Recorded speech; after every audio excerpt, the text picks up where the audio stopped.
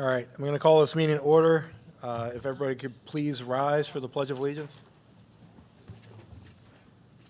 Pledge allegiance to the flag of the United States of America and to the republic for which it stands, one nation, under God, indivisible, with liberty and justice for all. Thank you. All right, first up, I need a motion to adopt the agenda.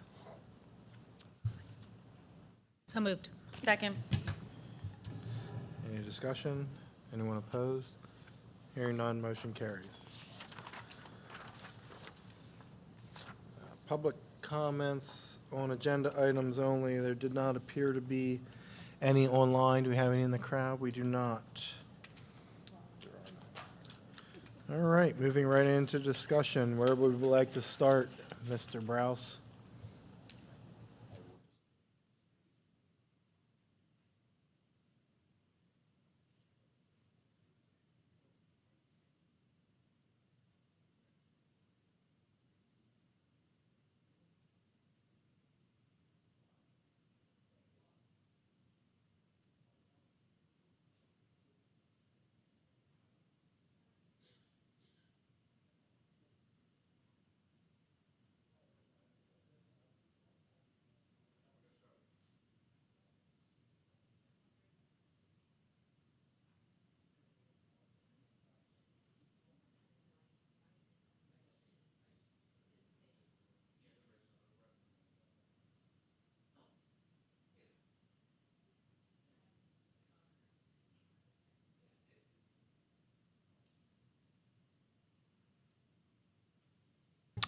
All right, so we'll start with the athletics tab, 3250. And starting at the top, all the salaries and benefits are in there. That includes the PSERs and the taxes that go along with those. Also in there's the game help, so that's all the sporting event game help. You will see a couple of them going up. Some of the spring sports now we're going to start charging admission for that, so there'll be additional game help needed to take tickets and stuff for those events.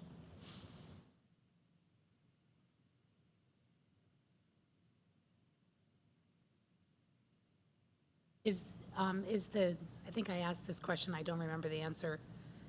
Is the game help number based on the last per hour that was in the last CBA? Is that what it's based on? It's outside the CBA, but yeah, it's based I know off it's the new outside the rate. CBA. Yes. Is it based on that old number? No, the new Or number. New number, okay, thank you. Is it a safe assumption to assume that now we're going to the new matrix? There's a significant jump, but moving forward, that jump will probably not be that significant. Yeah, I think there was like a $10,000 or $12,000 jump based on the new matrix.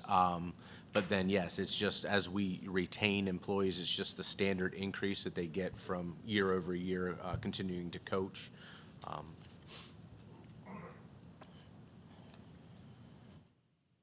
Do you know the change in the cheerleader? Are we not having sideline? Like, what is?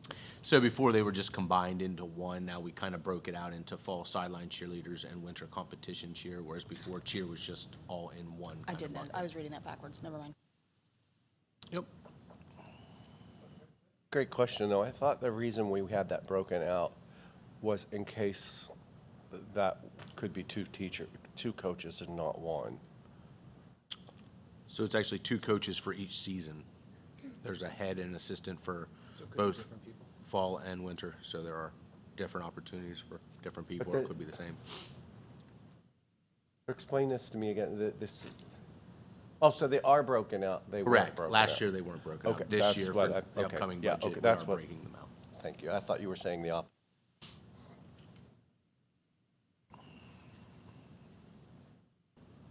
Just out of curiosity, the baseball and softball game help, where are we planning on positioning them to be able to take? Are we doing that like by car as they roll in? Like what's the plan there? I'm not opposed to the idea, I'm just curious. So there'll probably be Plan A, and then after it kind of lives a little bit, there probably will need to be a revision of that plan. But initially, it's going to be pretty much like for softball, where districts would be almost positioned near that platform where they do the scores, and then there'll be a table located there. In baseball, it'll be kind of positioned towards that parking lot near the entrance up Behind the there. fence. Yeah, absolutely. Behind And the netting. we'll need to send messages out to the community saying, please note that this is a gated event, a ticketed event, and we ask that you please visit that table to pay your admission fee. Or we could do like a stamp or wristband or something, and then just have somebody go around and kind of spot check, you know, to make sure that they have one or the other. Because there's lots of entrances. Yeah, with baseball especially, and then, that line there, 24, that 2026 number, is that what we're expecting to have this year? This year? $1,240 for game help for this year? Yeah, I mean, that's how 3750 it's is what you're listed. forecasting for next year? Yeah. Okay, so we did plan for that We- already last year? Okay. Yes, it might not be the right amount, but that's Well, what, yeah, 'cause that's what the it's guess was last year at this time when we were trying Drastically to higher implement that. Yeah. going into 27, so I don't quite, did account for it for 2026. Probably not in the expense, but we'll take it into account this spring when we actually implement it. But why are we projecting so much more the second year when we haven't had a first year yet? And the projection for the first year is a lot less, if I'm reading that correctly. right, that's. Well, I where think the I'm- first thing we want to do is not necessarily take and try to offset revenue and expenses and tie those two things together. So we're trying to predict what the true expense will be for operating and ticketing, as per that was our discussion early on when we went with the family passes, to make sure we ticket at every venue that operates to offset some of those, to bring that revenue in. We want to truly try to represent the expense, and then the revenue will be on this side. What we're anticipating this year is that the cost to operate in 2026, we're going to have to take from, we're anticipating revenue coming in. We want to keep those two separate. Am I explaining that? I think what you guys are misunderstanding is that, what I think I am understanding is in 2026, we did not put any money in for taking these tickets, because we hadn't decided to do that until after this budget was done. So the increase for next year is now reflective of what it's going to cost for that added extra help. So we should be short this year on the 1240, because we are going to implement it this year. But what they're saying is that that will be offset a bit in revenue that we also were not expecting for this year, because we hadn't decided to do it. Yeah. Said much better than I did. Absolutely. So the 1240 is a projected number, the difference between how much we expect to take in ticket sales and how much it costs to have the person take in the tickets. No, 1240 is what the game help cost before we were ever taking tickets for 2026, for this year, this year's budget. We did not take tickets at things, so that 1240 is only for standard game help at a softball game. Okay, well, then why is it 3750 next year? Because next year, we're going to be having all those extra people taking the money for, We're really going to increase the need for ticket taking that much between this year and next year? We're not taking tickets this year, so the 1240, for example, for softball and baseball, that is just for like game manager, maybe a security here and there. That does not include taking tickets. We didn't know last year when we set the budget that we were going to do that this spring. Yeah. That okay. decision was made, Okay. say, But- May or June. Okay. All right, So got it. this expense is lower this year. Okay. So we're going to be over when we actually have to pay people to take tickets and stuff, and then the offset, we didn't So- have revenue But- last year. So for this it. is game help, but not the game help I was thinking of, Correct. which is This is ticket taking. additional game help on got top it. of the but I do, standard. but Jonathan brings up a good point. Why is that such a big jump for baseball and not for softball? Like, it's going up $2,500 for baseball game help, but only $760 for softball, if that increase is reflective of just ticket taking. Well, it's not just ticket taking, it's additional security, and it's the people that going around. Maybe. But why is the disparity between the two of them? Is there more, maybe there's more games? I don't know. I have to look back at what went into making that up. Okay. but- Softball play JV varsity together, baseball's, one's always home, one's always away. Correct. So there will be almost double teams. Okay. Because JV's home and the varsity play at next one. Right, yep. Varsity and JV softball play at the same time.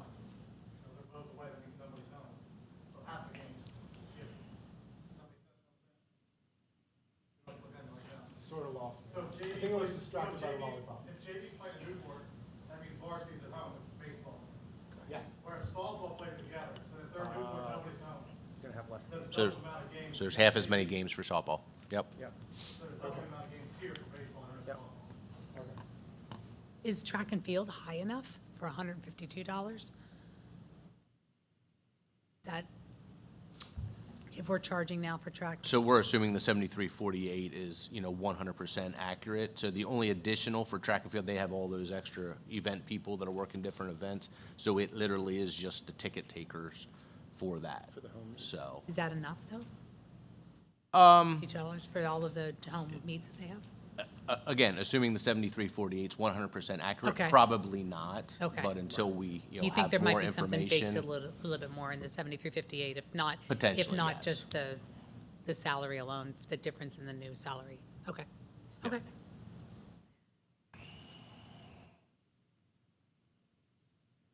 Okay. Moving down to the next section, professional services, Huddle, that's our game film. Yeah, I had a question about first of all, the big increase on it, and I understand that there was a reach out to the coaches as to how they're using Huddle. But I just want to, number one, why the big jump? And then I guess to make sure that we're not purchasing a package that we're not utilizing. So what's the answer, or what's the thought process on Yeah, that? absolutely, and I can certainly say Scott reached out and got some information and tallied some information from our coaches, but I also reached out to Huddle to get a more of a deep dive into what our Huddle package looks like, and really it's based upon storage hours. So you have about 100, and then anytime over 100, you're going into that next tier, which is the 200 range. And we have what we would call a lot of users that utilize Huddle, and in particular, the amount of hours or storage. So, for instance, football, boys basketball, girls basketball, boys soccer, and girls field hockey are well into that range of going over the 100-hour storage that's needed for that repository. So according to Huddle, we are one of the top 25% of all users in the Commonwealth of Pennsylvania for public schools. And it said we have saved, on the average, of 504 hours for our coaches. That prevents them from having to slice film themselves. But by being able to go in and use the tools that are within Huddle, they predicted, because of our usage, that it saves 504 total hours. And again, these are just the stats that were provided based upon that. So the top teams using, again, were those particular sports, those 6 sports. And it really came down to the amount of hours that are being used. And when talking with Mr. Markowitz, he believes that that's an appropriate package for the amount of usage that is occurring. And there's 2 sports in particular that he believes can also use it and wants to be able to provide them training, which is baseball and softball. And you don't need individual cameras to be able to do that. It could be recorded through either an iPhone, an iPad, or another comparable device. And they could be uploaded as well and utilize that platform. Wrestling uses a little different platform, and track and field at this time does not use it, but certainly could also. Why the big jump this particular year? Like, what caused? The amount of storage space in that particular, so it went from the under 100-hour radius to now the 200-hour platform, because we hit basically needing more storage or capacity within that platform. Is that per year? Yes. It's not like they're just year over year just keeping it stored there? Because That was gonna be my question. Yeah, Are we is it a truly glorified using cloud 200 hours, storage? or are Yeah. we just not deleting old film Yeah, that's that's, I guess, hogging my up question. space? So I could talk to that. So it's a little bit of both. I know whenever I got the notice that, hey, we need to reduce the amount, I went out and I probably cleaned up 3 or 4 years worth of stuff. But I still feel it's important to keep a couple years out there because, kids do go and, do video clips from, 2 or 3 years back. So, I mean, ideally, you would really like to have 3 or 4 years out there, but that doesn't even fall within the 200 hours. So I really only have like a season and a half, 2 seasons out there at most. Now, I know you're looking at the difference between the 8,700 and 1,300. The amount we actually paid this year is more than the 8,700. So it's not just a 1-year jump, it's been a couple of year progression to get to that cost. But So how is what, are we doing the per team? Is that how we do it? Or are we doing do you know if it's, so the athletic department package? Is it better for us to go per team, cost-wise? I don't know, I'm I just, don't even know if there is a per team. yeah, according to their website there is, but maybe it doesn't apply to us. So the full school gold account is what we have. It's the Huddle subscription, which is 200 storage hours, equivalent to roughly 4 seasons worth of storage. Includes the online video editing, exchange, storage, excuse me, and the ability to create and share highlights. It has Huddle Assist, which is the unlimited 24-hour game and scout breakdowns. Huddle Sideline, which is in-game practice and video replay system. Huddle Focus, which is one indoor focus unit, one outdoor, I'm not familiar with what that is. Huddle TV, which we don't use. Huddle Play Tools, and these value add-ons, which are just part of this package. So That looks like their athletic director's package, and that's what I just wanted to make sure, that we weren't paying for things that, like all that extra stuff, that we're not, if we're not really using it. Yeah. Because they have a 200, I know this is probably getting into the weeds of not much money in the big scheme of this budget. I'm just thinking about it in terms of defraying the cost of girls wrestling. Sure. Like, if there's money that's in here that we can find, that's the only reason I'm kind of getting in the weeds a little bit. But they have they have a per team charge of $1,600 per team. So I didn't know if without those added extra things of Huddle Focus, that kind of stuff, I don't know how much of that is being used. I just wanted to make sure we weren't paying for a premium package if the main thing is we need the 200 hours of storage. So I think right? that's the impetus behind going from the 9,600 and paying per team, and then going up to the $13,000 Cadillac plan, if that's the right word to use, because of that storage capacity. So I think the question is there the ability to offload this video somewhere else while still using it? And I don't necessarily have that answer. I'll have to. Yeah, I agree with Jason. The storage and keeping it back those 4 years is important, especially if kids are going to be wanting to make, highlight films and everything else. I don't want to take that away from an athlete at all. I just wanted to my biggest question was, are we in a package that we're just not using all the features of? And is there a more economical way to keep what we're using, keep the storage we need, and not have to go up to that whole school package? And my understanding is because of our usage, it bumps us to that next package level, which is this. Okay. And a great service would be you just buy extra for what you need, but that's not how their business model is at this point. Okay.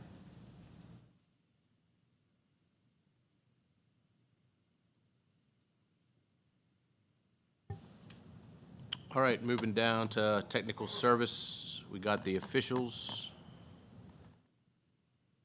section. No, the officials are not cheaper. We just took a little deeper dive on, what we've, paid actually, and, how many officials we use per season and stuff like that. So we got a little bit more real number, not that we're paying less for officials. Then the other technical services are, the EMS services, laundry services, the football repair, replace, refurbish, and then a weight service agreement.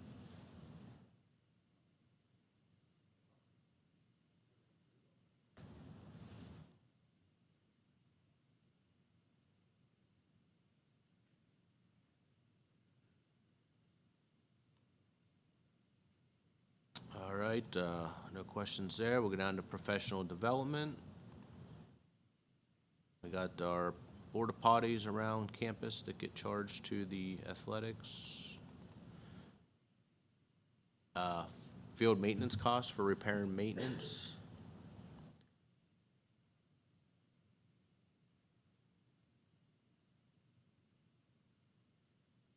Team transportation. Again, not that that's going down, we just right-sized it to what we've been spending actually. Athletic insurance. Can I go back to other technical services, the Rydell football repair, replace, refurbish? That's one of those numbers that seems like it's just been the same number for the past 4 years. Has there been a dive done into that to find out if that's really representative of what we're spending? I just went back to 23, 24, and it's been $11,000 every year since then. Yeah, we certainly can take a look at that, but I think it's really going to be dependent upon who signs up. And we try to maximize that enrollment for the team. Yeah. Will be a large team based upon the capacity of it with the hope. So we try to kind of maximize that, not knowing who's going to come out at that point for planning, but we can certainly take a look. I'm just wondering, like, historically, what is it that I don't know if that's a number, like, is that a hard number to track? I don't know. Or is it all, will you know what you did because it all went to Rydell? I think most of it goes to Rydell, so Yeah. we can probably find out what that is. Because that's our refurbishing of helmets and shoulder Correct. pads, inspecting Yeah, I mean, I know those. that it's going to be dependent on the number that you do, but Yeah. maybe we can have an idea of whether that's. And are we not using the parking service anymore? Is that because we're going to be using our game help for that? We don't use Perdix anymore, right? We use our own people, or We use Duncan this year. do we have to pay for that though, or is it free? It'd be the same scenario as will turn out. This year with Duncan being used, I just got the invoice today, it's $460. Oh, so I'm gonna have Yeah, to put add a something number in in there? You have to add something in, off that zero. I would just keep that same number, please. 1550? I believe the help went down, I think it's.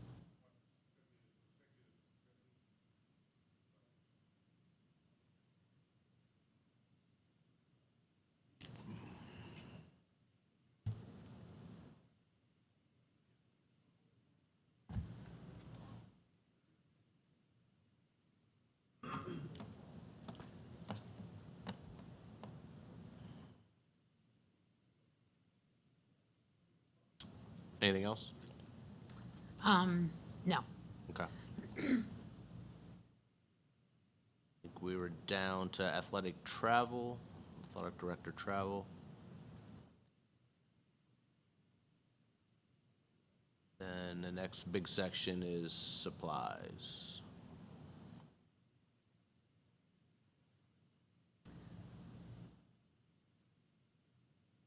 So you do see a reduction there. Again, we tried to, at least high level, take a look at, kind of what we were spending and, what maybe some of the history was there on where the numbers came from before, and knowing the need to, reduce some stuff. We did take a little bit out of supplies. I think at one point they split out game balls and I don't know if they ever really went back and adjusted the supply number after they split out game balls, because game balls used to be part of the supplies, but now they segregate that out. So we did reduce almost $7,000 in total supplies from last budget. So I guess I'll just kind of, at least for the benefit of the board, just kind of share some of the questions that I had for Jason and for Dr. Fox regarding this, sort of the same thing as what I brought up about the Rydell thing, is that I feel like we don't have any sense of what the supplies are covering, and it seems like they're different things are being bought with supplies that seem like they might be more equipment. And I guess I'm just wondering, if you go to the athletic trainer supplies, that number's been the same again for 4 years. And are coaches being asked to give a budget for the following year, like the teachers are, or like the school nurses are, or whatever? Are they asked, what do you need for the following year? Is that something, maybe you can answer that as a coach, put your coach hat on. Yeah, I mean, that's really been handled taken me out of this seat. It's been handled differently depending on who, the athletic director is. And at one point, yes, I was, asked, and I filled out a spreadsheet, of, what my requests were. And then I think all the coaches did the same thing. But in recent years, the last, 4 years or so, or 5 years, I have not been asked that. I just went and I said, hey, this is what I need, and then they got it. So again, it's still, for me, it got to the same result. It was just done two different ways, I guess you would say. One was more upfront, whereas the second one was, okay, this is what I need, and then they got. If I may, maybe we philosophically as a board need to discuss how we want this done as opposed to how the athletic directors want it done. Just from the standpoint of, and I'm not assuming anything nefarious is going on, I really do not think so, but just from the standpoint of accountability, I know at one point Dr. Fox and I were talking just about the tech school budget and just a regular budget. Like, there's something good about when a teacher puts in that they're requesting something in a budget, and then the board approves the budget, that the teacher can basically count on, I'm going to get what I requested because it was board approved, and it was, not that can't change, the supervisor can't change it, as opposed to waiting until like a month or two before the season and requesting things and being at the mercy of the athletic director. Like, that's kind of what we talked about with fiduciary. We were kind of hoping as we work through fiduciary, maybe we get a little bit of this less thing where the drama people have to go to the principal and say, could we get 5 2x4s or whatever? They have an idea of exactly what it is they ordered and it was ahead of time.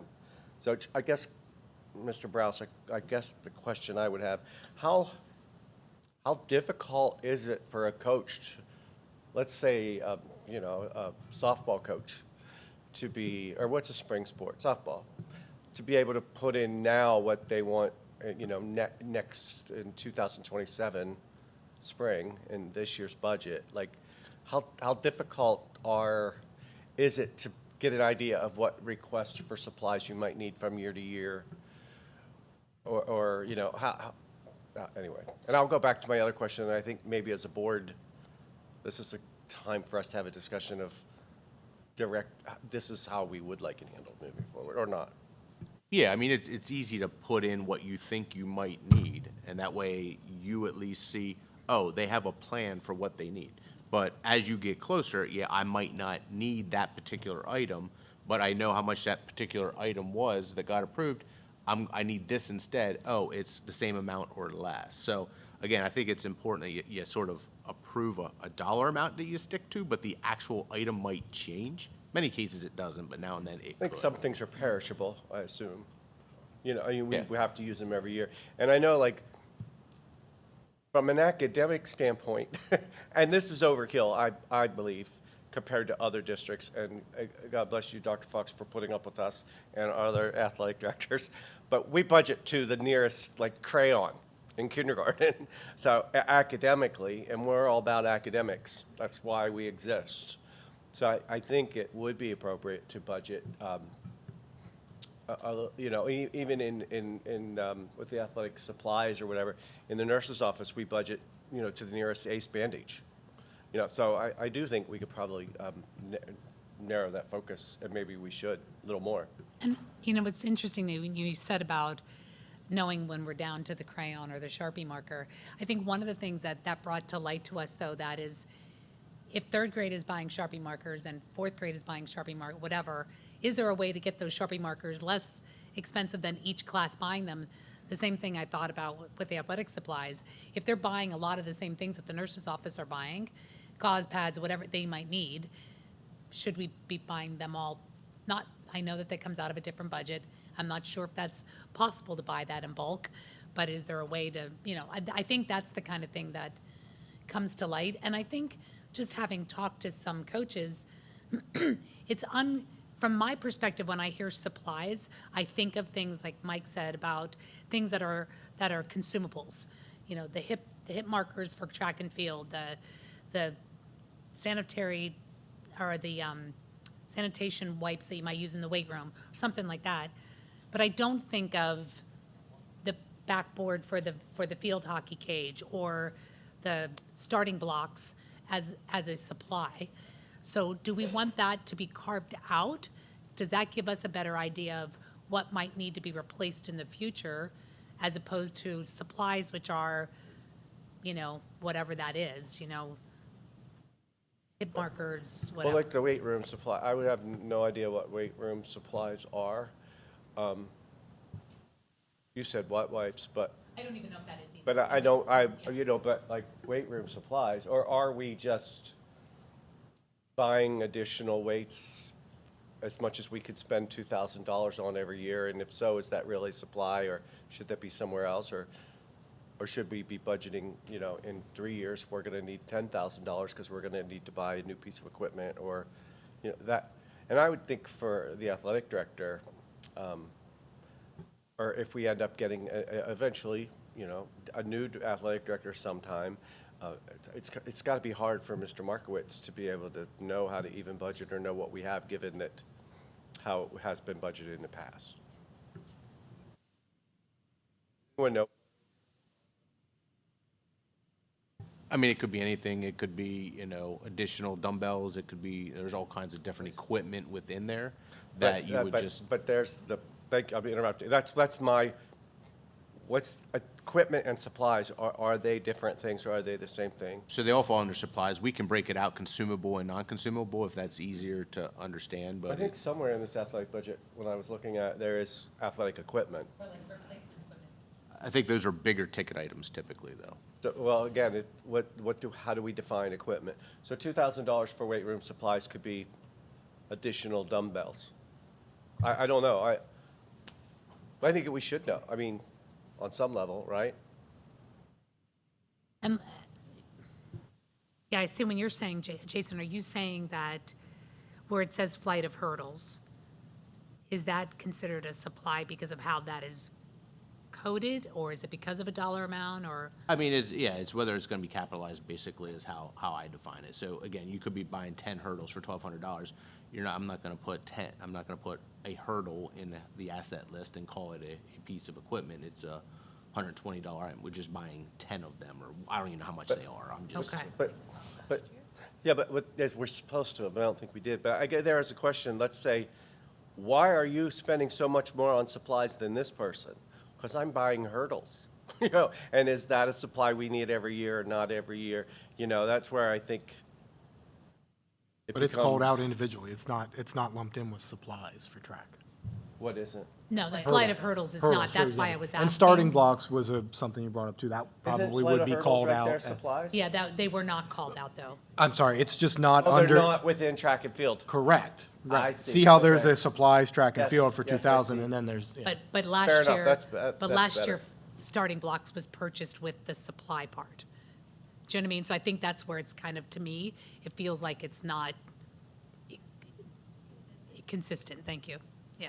I think you're probably going to see that across the board, though, especially with the spring sports, probably, because they don't know what's going to malfunction this year to be able to project what they're going to need for next year, is sort of my guess. And then you had mentioned the 2x4s and all that stuff with the musical. They don't even know what musical they're doing next year, right? So they have no idea what the set design's going to be. So they can't tell us that they need all these certain individual line item things. So there has to be some sort of grace as far as how. No, I'm I would not think there saying would that be a they're, list of supplies and then a miscellaneous bucket Right, like, type something. right. Go ahead, John. I interrupted you. Oh, and again, when we go back to look at comparison, and the reason for sometimes doing this overall in the same format and manner is because we wanted to see comparison in comparison. Was one of your goals moving forward to get this as close as it can to the previous years to be able to show the nexus between the two. So just so we understand moving, it may look a little different. Or are you asking basically just to be able to click on the word supplies at 100 and see what is made up in that category? Well, let me ask you this question right now. If we have $500 cross-country supplies, could the athletic director, or the business manager right now click on that and say, last year we spent $326 on cross-country supplies? We cannot do that. That's the kind of accounting that I think we should be able to do. So we can compare from year to year, because Currently, we cannot. I don't know, I that's think just more, me. I think my understanding is, based on the questions and answers that I've gotten, is that supplies is this sort of big bucket, and there has been an attempt to parity out the supplies the best way possible, whether that's based on number of participants, however that was done.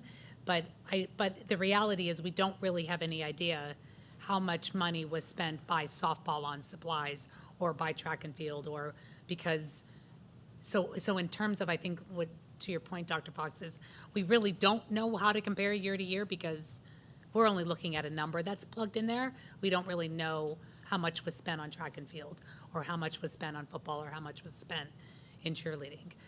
And I think, and I don't know if there's a way, and again, maybe we're asking for things that are not possible. Is there a way to code it or to track it, whether that's done by the athletic director when he places the order, that he knows this came out of, this is a track and field thing, this is a softball thing, or is there a code or something that, if you wanted to search out exactly what was spent, that we'd be able to do that? Or is that, There is a code. There is a Okay. cost center that we've started to use. Is it perfect? No, but we could give you a guideline on what we've actually spent, but I can't tell you what this budget amount represents. And I think if we did that, I'm thinking of curriculum, and I think the way Krista budgets curriculum, I believe, is, she does the curriculum revision cycle so that the things that are going to cost more money don't all happen at the same time, right?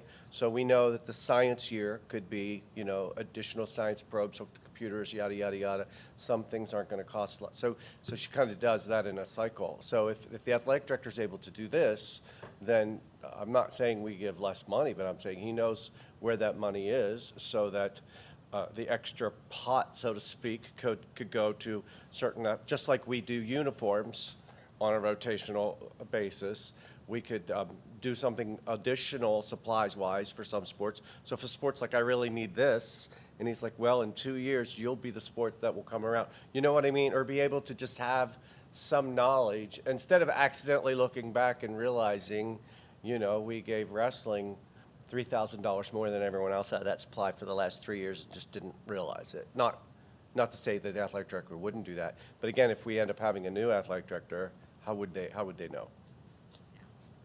Can I ask just a question for a point of clarification?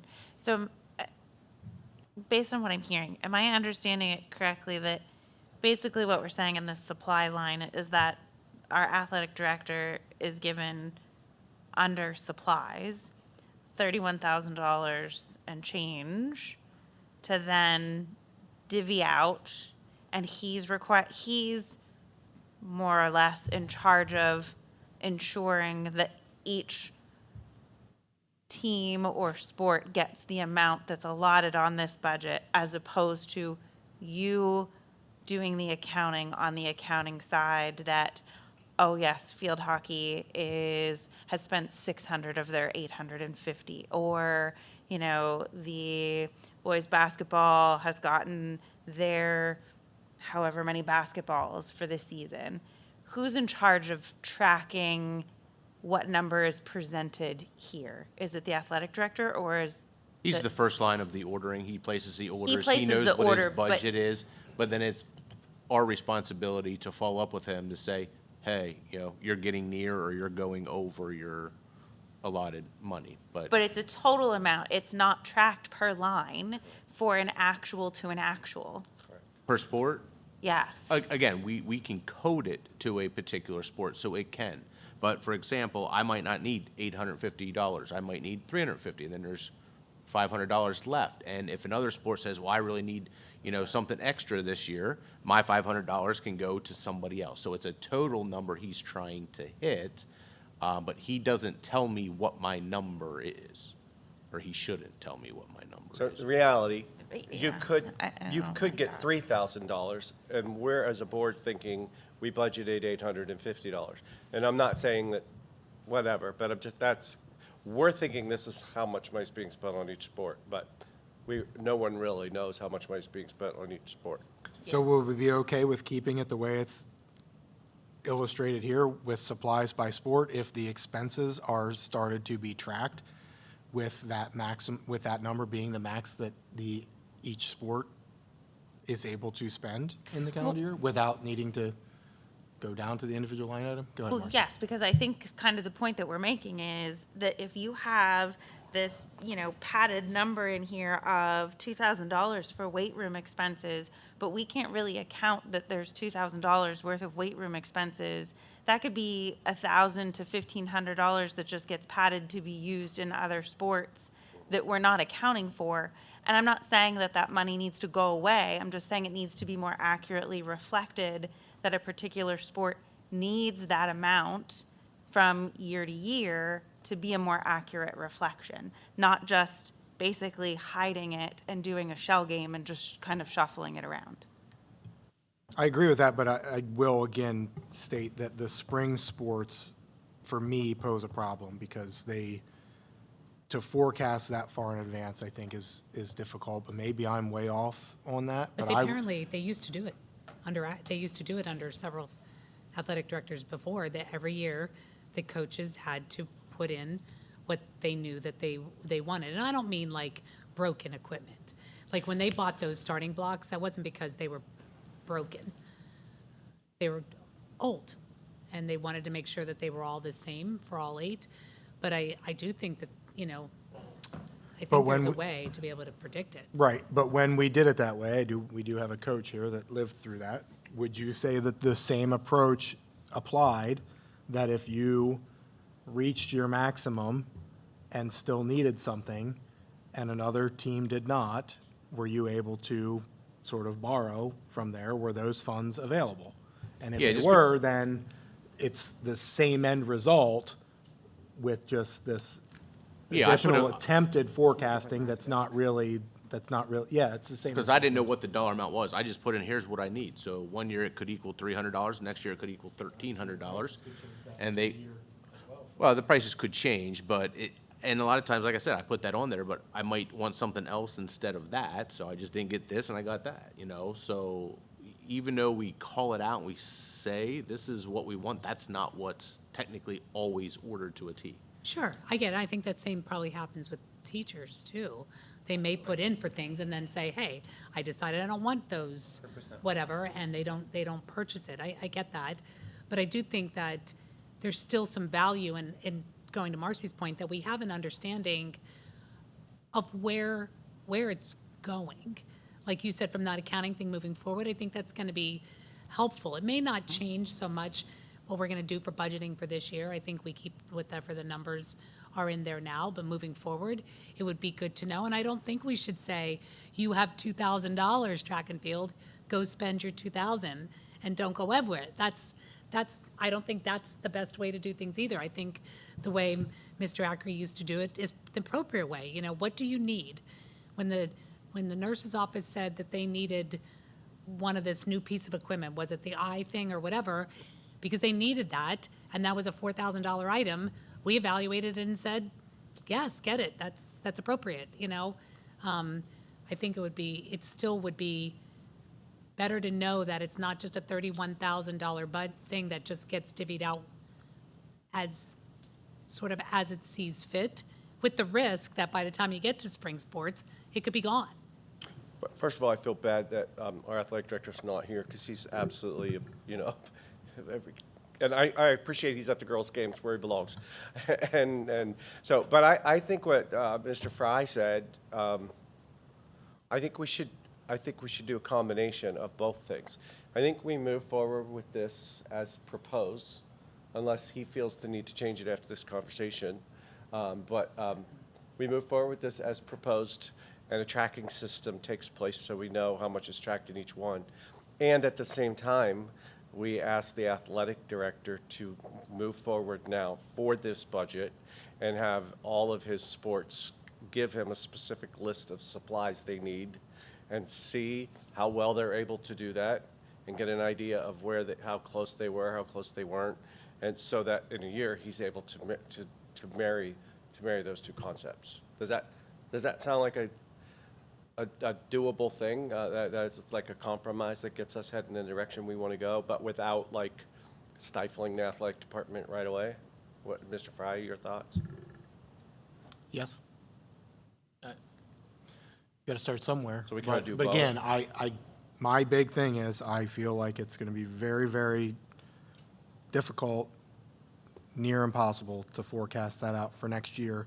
But and because of that, it feels like we're just putting something down to have something on paper that's But- not going to be accurate. If we do what I So- suggested, then we'll find out how difficult it is to forecast. But it shouldn't be that hard to forecast for sports that have already taken place. Right, that's correct. No, and might the be- whole time I've been talking, You my saying concern is spring. spring sports. So at The least- fall sports, I think, So they we should come be around able sooner. to do fall and maybe some of winter, and we could try to see how hard it is to forecast for spring, and based off of this. But I just real quick want to say this, and it's nothing about anyone in our district doing anything inappropriate or whatever. Just I've been in other districts, and I think as a board, we're accountable for this money. And so if all of a sudden, like we don't. If there's no accounting for this, and again, I'm not suggesting anything nefarious, but if there's no accounting for this, and the coaches are told you have 1,000 and 500 goes somewhere else, and then somewhere down the road they're like, board, why did this happen and this person bought this? You know, there needs to, and again, I'm not suggesting anything nefarious, but I think we have to have some type of a responsibility to have an accounting. There is accounting. There is absolutely accounting. Nobody purchases anything without it going through multiple levels of approval. A, the purchase order gets entered. B, the purchase order then goes over to the business office. It gets reviewed, then it goes to me. I approve all purchase orders before they get approved. There is absolutely tracking when it comes to it. I think you're asking for detail, particularly to a particular sport. you're So right. there is absolute accounting, though. Yeah, and I didn't, thank you for that clarification. But I guess even to the level of, you know, we budgeted $36,000 for supplies. How much did we spend on supplies? Like maybe we have, apparently we have that level of accounting. We do, hi. I love this stuff. I do. I'm such a geek. And I track all this stuff. We worked, Jason and I started working together last spring, and we came up with cost centers for each individual sport.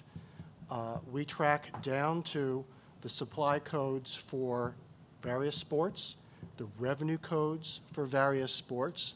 So we actually do have those. And when the requisitions come in, the purchase orders come in, they all have to be coded correctly. They got this guy saying, no, not that number, this number. And I try to keep everybody in line with the budget that this board has approved.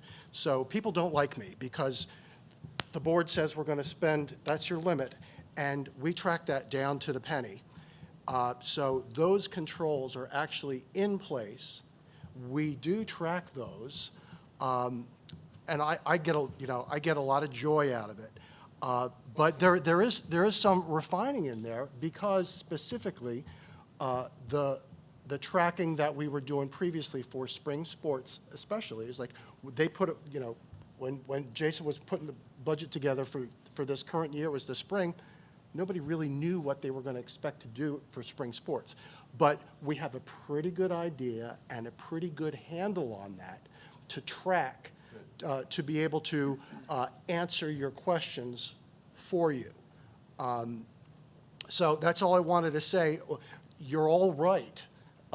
Dr. Fox is right. Like, when he gets those to approve, it's like, he sees the whether it's a starting block or a pom-pom, and he's a yes or no. He's the final guy.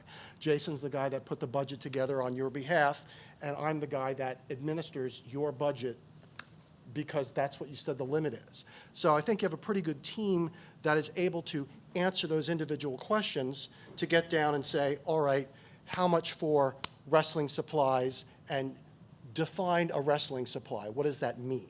It's very helpful. What you just said is very helpful. I was starting to get another impression, so I should know better, but thank you. But let me just ask one question. I'm going to put on my coach's hat here. So right now for next year, I have $850 in my supply budget. what if I actually only spent $300 this year? Is my budget, should my budget next year be $300 or should it be $850? No, not necessarily. Okay. I think if we knew that dispensable supplies for you were always running around $350, then of course we would lower it. But if you're saying that your $850 includes the backboard on the cage that we might only replace once every 3 years, then I think one of two things. That shouldn't belong in supplies. That should be in an equipment thing, so we have an understanding of when that might happen. I think, Jonathan, so I guess, no, I would not be doing that based on, I think every year, your budget may fluctuate based on your needs, given on a given year, you know? So that $500 less I spent this year, do you not agree that if softball or some spring sport needs a little more than $850, that they can utilize my $500 that I did not utilize in the fall? I think to the point of, why would I budget $850 every year if consistently you only use $350? And I think you have to look at the trend. So if consistently you only ever use $350, but maybe to Leanne's point, once every 3 years, you need to use more than that, then why wouldn't I budget something a little closer to $500 and potentially budget a discretionary, a supply discretionary line that the AD could then look at? Or on the year that you know you need that backboard, I'm going to budget a little bit higher because you're going to know when you need that. Or to Jonathan's point, for spring sports, who don't always know, the AD is going to have that supply discretionary fund to be able to then say they can pull from, instead of a borrow from Peter to pay Paul, where we're not really using actual numbers. I would rather see that consistently your supplies is around $350 to $500, instead of saying, well, I have $850, but I'm borrowing from over here because now I haven't used that full $850 and I don't really know where it's going. I'd rather see the budget reflect some of the actuals consistently, instead of saying, oh, I've got this big whole number and it's the shell game of where everything's going to get shifted around. Does that make sense? It does. I mean, I just look at it a little bit differently. Some years I spend 300, some years I spend 1,200, so I'm going to put 850 in there, so that way I can get some of my 1,200 stuff in the year that I only need 300, and it all equals itself out. But I understand what you're saying. Yeah, I guess, and I'm still struggle with why spring sports can't figure out what they would want. Maybe, I don't know, I'd need an example of why they can't do a budget. I mean, when we build a school budget that goes from beginning to the end of the year, whether that's, like I said, whether that's the nurse's office or they're able to build a budget. But when they needed something extra, it just went in the budget. Like if your number went up in field hockey one year and we go, so why did the field hockey budget go up $500 or $600? You'd be able to say, well, this year we needed a backboard. You know, but this year also, track and field didn't need any extra stuff, so whatever, that budget's now down $500. I think it would be, if you guys turned a budget in, like Mr. Ackray used to have you do, you could build the budget based on your needs, not based on a number we're giving you, but what you need. I think that's, but I don't know, I don't want to make it more difficult, but I just feel like going back to the beginning where it feels like these numbers just get lumped in and we don't really have a sense of what it costs to run track and field or softball or whatever, because, and maybe we do, Mr. Medina, like you have those numbers. Maybe we already have them, we don't know it. But based on some conversations that I had with people with regard to track and field, the number that they had been given for this year is not $2,000, which is what was in the budget. So I don't know why that is. Or did we really buy a flight of hurdles the last 2 years? I don't know. And if we didn't, where did that $1,200 go?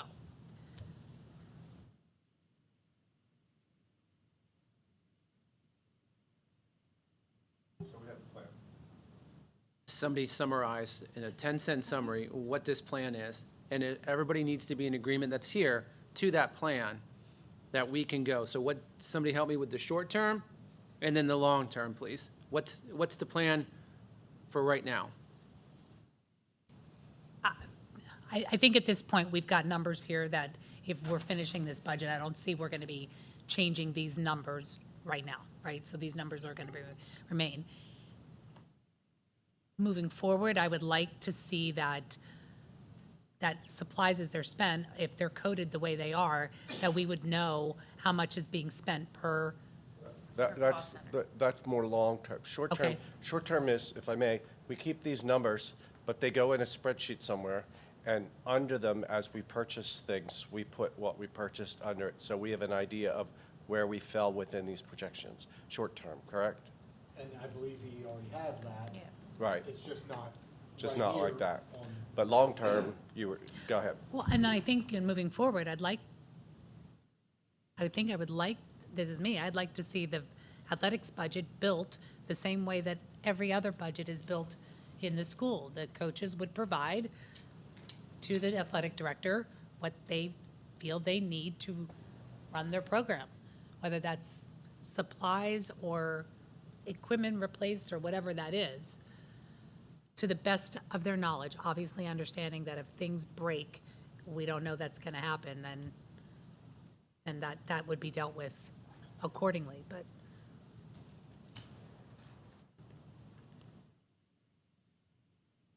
And let me just ask one more question for Mr. Medina. If you're saying that you have it coded, when this budget was built, were you able to look at those costs that were spent on for this year to be able to design? Current year, that's what I have my focus on. Okay. But I've not been involved in the planning for 2027, so that's out of my lane. Yeah, Yeah, we really just started putting an emphasis on coding the last 6 to 12 months. okay, So, again, we don't have much history yet. Okay. Next year will be better. We Okay. can put whatever, $749.35 in here, if that's what you want. But I Yeah, know no, that's no, not what no, you're no, saying, right, but yeah. we'll have that level of detail if that's the route we want to go. So since we're doing this for athletics, is there any other area within this budget that we need to do the same thing for? Because if we're talking across the board, we should be doing and unbreaking it and unpacking it across the board. Because certainly, this is your budget, and certainly, we spend a tremendous amount of time on the details. And so is there anything else that we need to look at? And that's not an answer you have to answer right now this second, but I think there's some other areas you may want to unpack as well. I think we're already doing, it seems we're already doing it. Any area, the area where we don't have that kind of specificity, maybe. I mean, to me, I think it seems like we were already doing it everywhere else, probably even deeper than I think we're expecting even from athletics. When I said, like, when we look at supplies for third grade, fourth grade, whatever, we're down to the crayon. Like, I don't think we're asking for that. I think we want to know is that the coaches should be able to provide to the athletic director what their budget is before the season, a year in the for the next budget year, which it seems like we used to do 4 years ago and got away from that. And can we just go back to that again, And then just have a sense of what is considered replacement equipment and what's considered a supply, a true supply. Okay. In all fairness to Mr. Markowitz, this is the budget framework he came into, and so he's doing what we had, the expectation was for him before he came, and that's changing.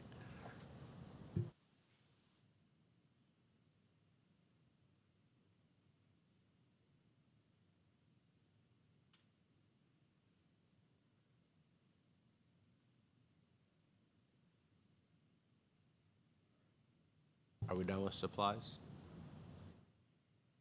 Yes, this is actually a general budget question. At one point, when we were doing our budgeting, and it wasn't this year, I think in years past, when we had looked at budget, we had asked to have the previous year's budget, the projected budget, and then what the actual as a line in it.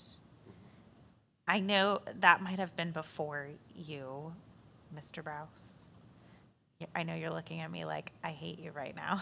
No, I mean, it's a fair question. Can we start at least at the function level, laying actuals in as Yeah, opposed no, to and I'm just saying, I line think. item by line item and object code and? Yeah, no, and it's not, I think it's a conversation for future, because I think that might answer a lot of these as we're talking about this, some of these questions, to be able to see like, certainly, and I like having the difference, like here's the difference between, but when we're looking at what did we actually use, and then being able to have some of that explanation of here's where the difference is, to help understand some of those conversations, and looking at that. Some of it might be actual, and it's an explanation of, well, we didn't fill this position, but we're projecting that we're going to fill this position, so this is why we're budgeting here. Or, kind of thinking moving forward, and I know that was something in years past that we had asked, we had looked for, and I think it helped with some of that to really be able to explain some of that, and knowing that you guys are working on breaking down these cost centers,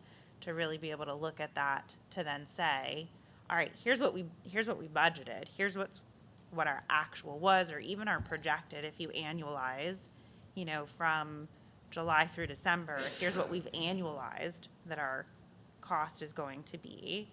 Then being able to look at, here's why we're budgeting for 2027, and maybe where some of that discrepancy is going to be. Yeah, the actuals are gonna be a little bit easier than the projections. The projections are tough because it's not a standard 1/12. We do a lot of our purchases up front earlier in the year. Other ones come in later in the year. Revenue comes in different parts of the year, so it's Right, hard to yeah. do it by month. But yeah, we should be able to lay actuals in by function. Again, it comes down to coding, and we're getting better at that. I just don't know if I trust the history. So if I lay a historical number in by function and there's a big difference, I won't be able to explain it because I didn't code it 3 years ago No. or 2 years ago. or And I whatever. know you're still working on cleaning up some of the coding, and so just a future thought, to work towards.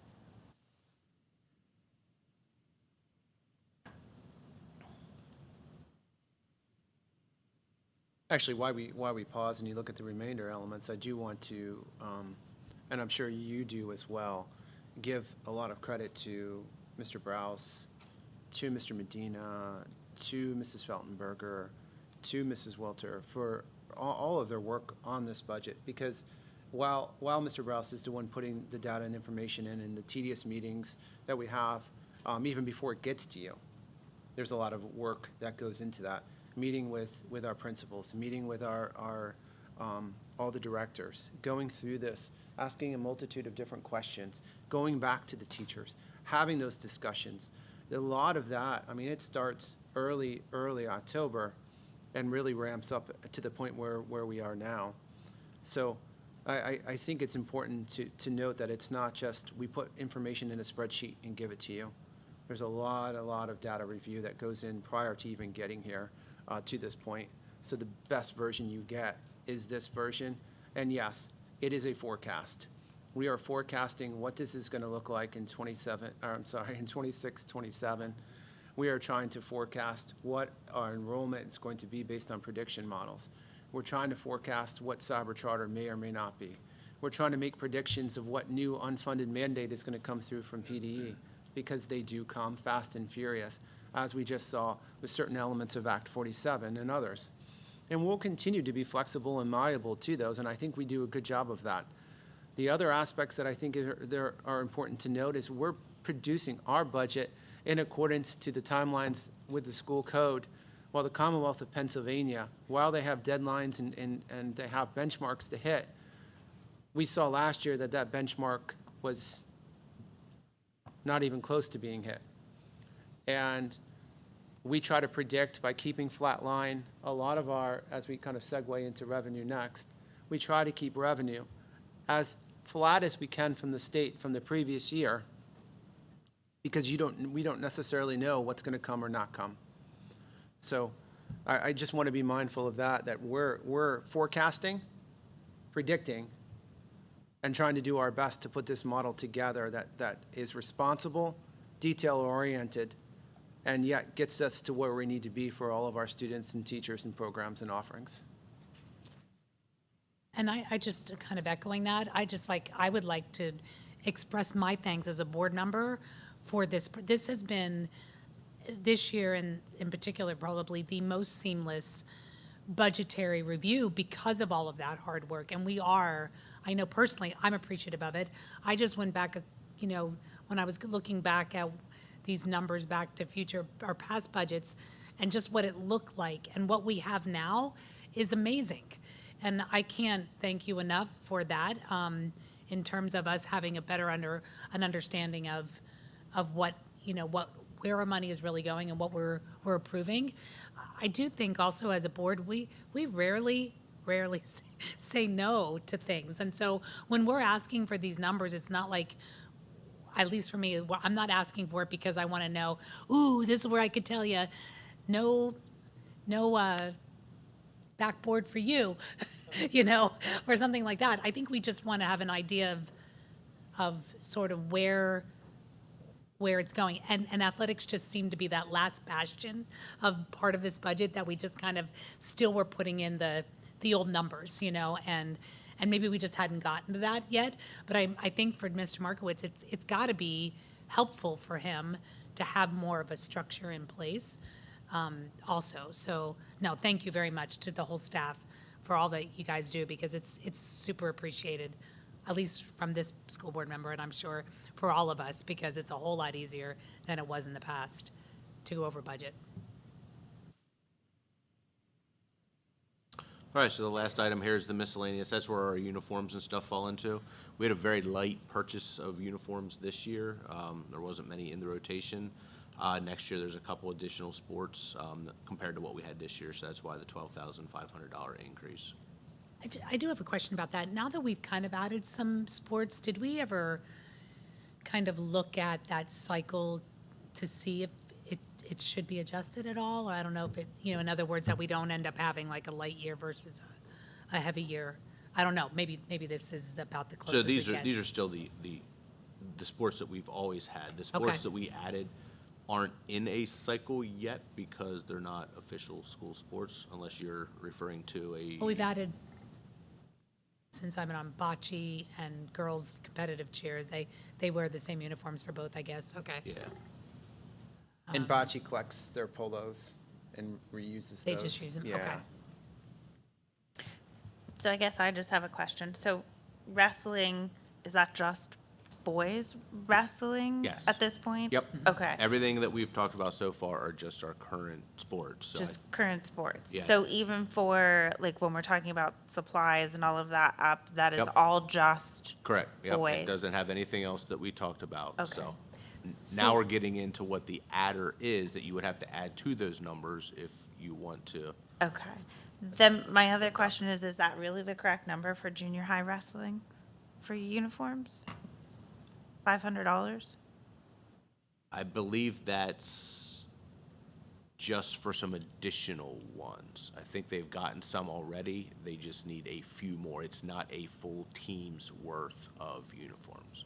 So wouldn't that go in just like replace?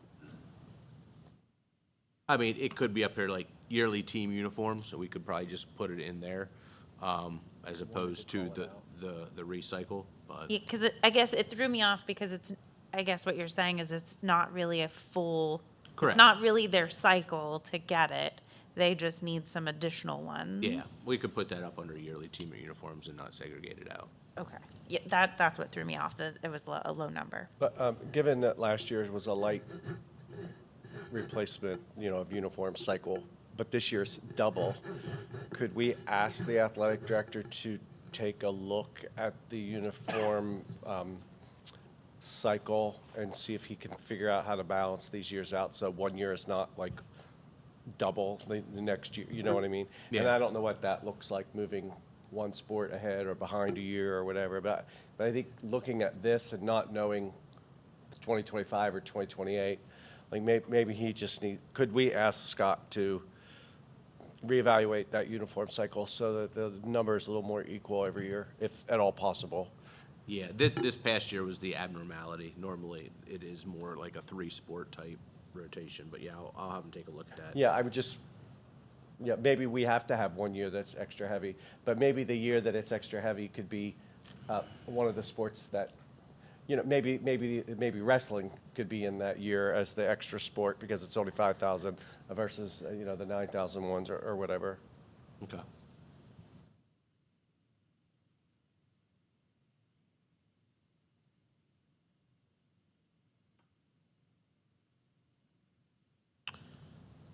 All right, so you had asked last budget meeting that you wanted to talk about like how much a sport would cost to add. So we did some numbers with girls wrestling here and came up with about $24,000 to add per year if we wanted to add girls wrestling. And then someone had mentioned something about golf. Golf's a little bit trickier because it's really dependent on quantity of players. So these numbers are based off of just a 10-person co-ed. Plus, we don't have a lot of history here, but There's a lot of assumptions. a lot of assumptions in this number. Yeah, so that came up to be about 13,600.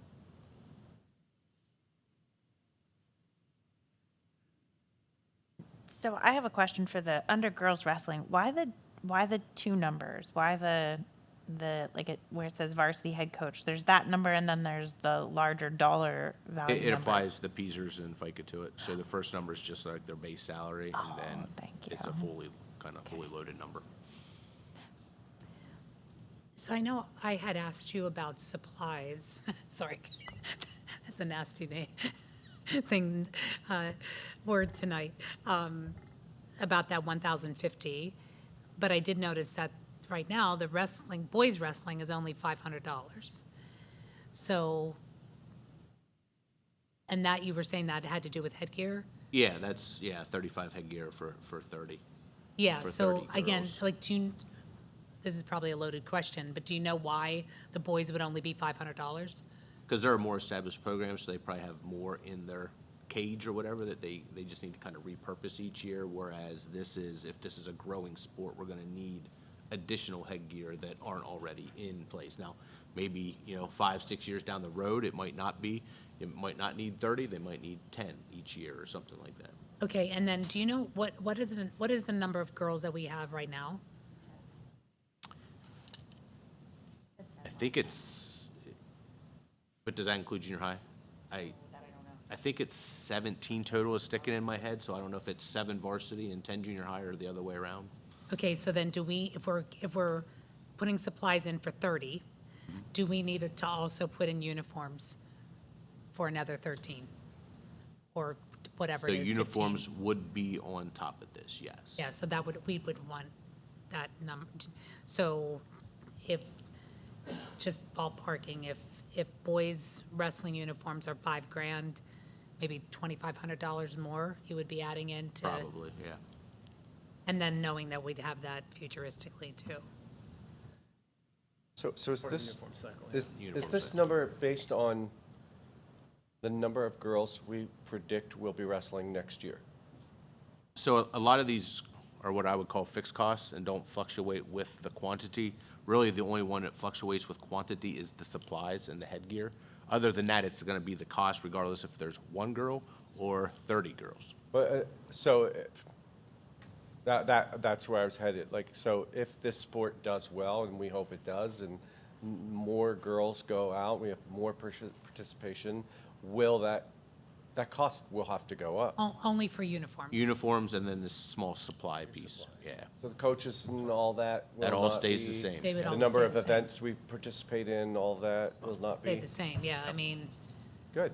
I think you could argue that if your numbers don't go up, I don't know, maybe Do we have still enough for a junior grappling high with team? the coaches thing, but Do I we have enough understand for a there's- junior high team this coming year? How many kids did you say? I mean, again, wrestling's an individual sport, so I mean, if they just have 1 or 2, they still have a team. No, I know, but if we have 2 junior high girls, do we need 2 coaches? I guess is what I'm asking. So that's always the $1 million question. a lot of times the junior high are at their own events, I believe. So you want 2 coaches there unless you want one coach to be responsible for kids. We try to avoid that one adult with 2 kids. Could we, you know, encourage to be a volunteer instead of an assistant? I mean, that's your prerogative, I guess. I know some current high schools that are embarking on girls wrestling. That's the way they started.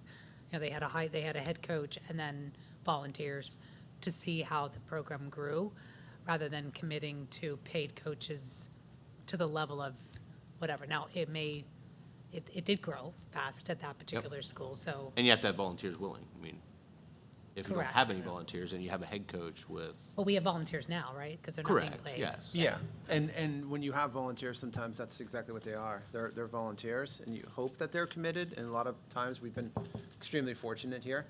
But the other things come first, and when you're a paid coach, their expectations are higher of I making sure guess, you're in there. my mind, and I will definitely plead ignorance, the more participants in the sport, the more coaching you would need, correct? I would assume. So if you have a very small number of kids, you would need less coaches?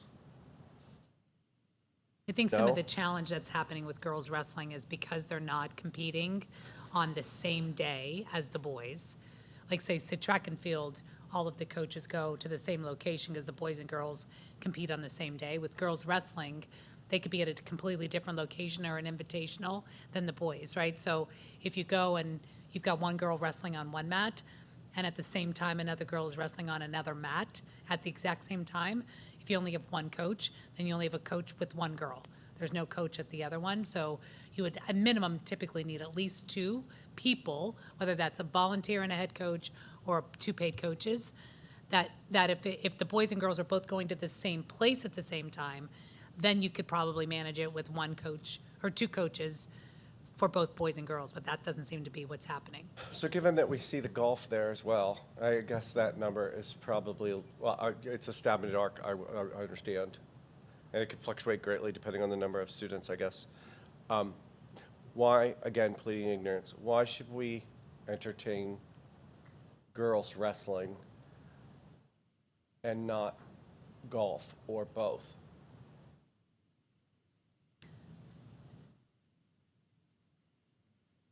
My response would be that girls wrestling seems to now be not an extension, but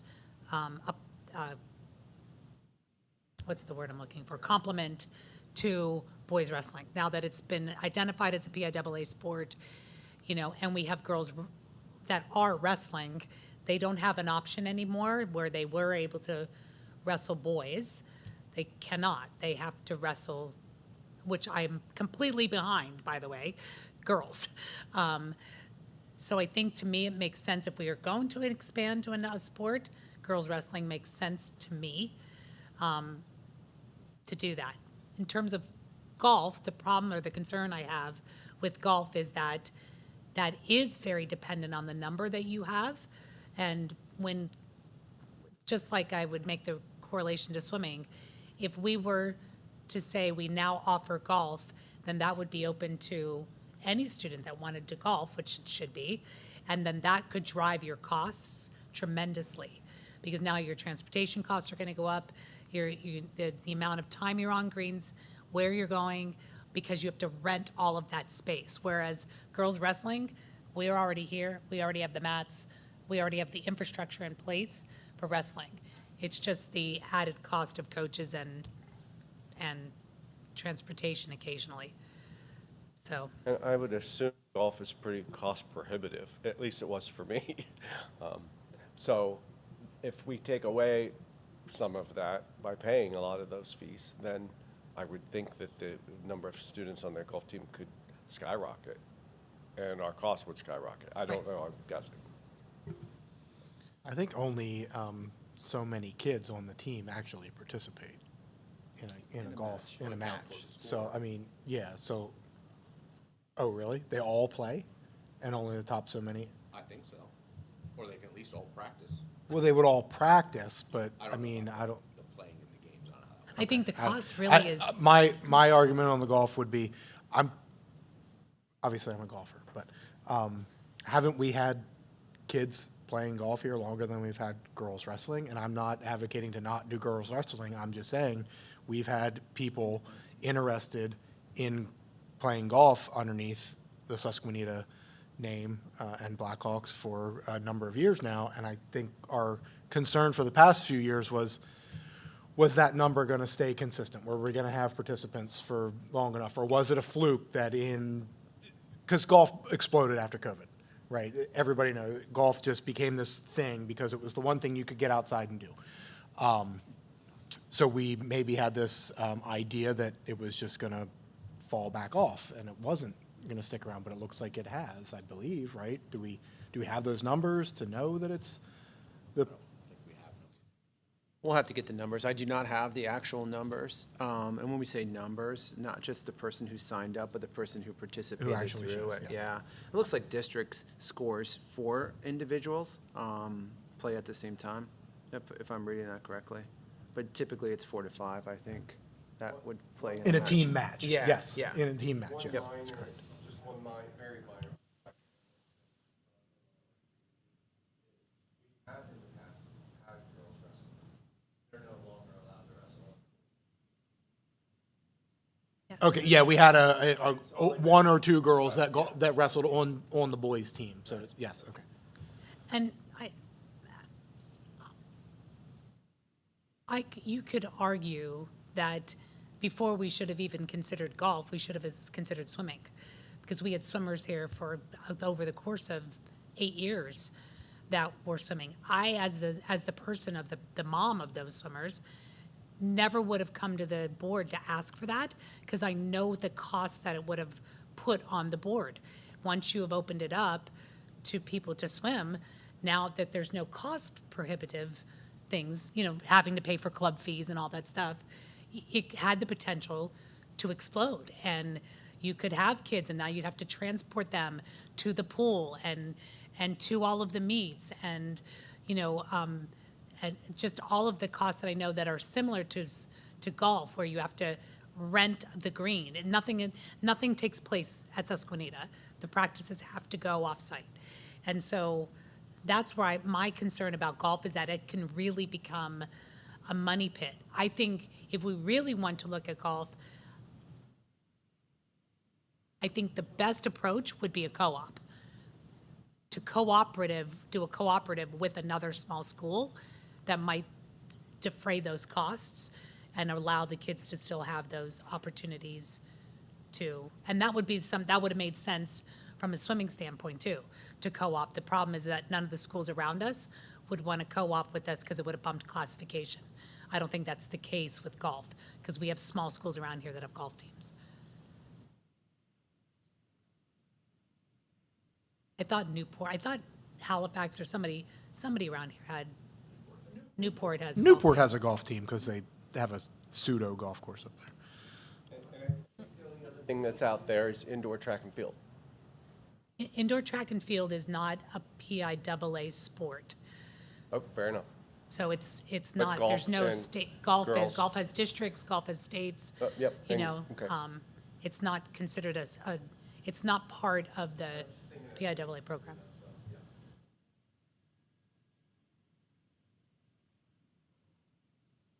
Well, for what it's worth, my opinion is I would be in favor of both of these because the obvious reasons, like you said, girls can't wrestle boys anymore, nor should they be. So this gives them the opportunity, and my personal opinion is the golfers have been interested for a number of years and have shown consistency in numbers. And I don't, unless we're hitting up our taxpayers for tax increases every year, year over year, and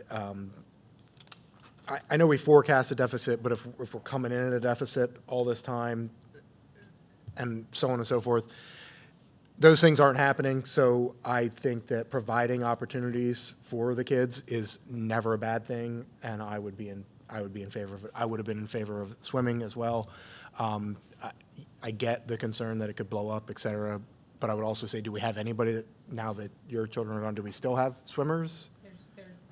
I can tell you I've Do we still had have a couple? interest of people that wanted to do it, and the reason why they didn't Was the cost? was cost.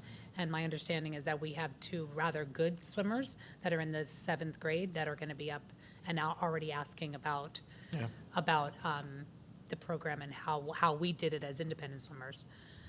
But again, I would not be in favor of promoting swimming because I know how much money it would cost, which would be the reason why I would not be in favor of going with golf at this juncture. Because I think these numbers are very not representative because we have no idea.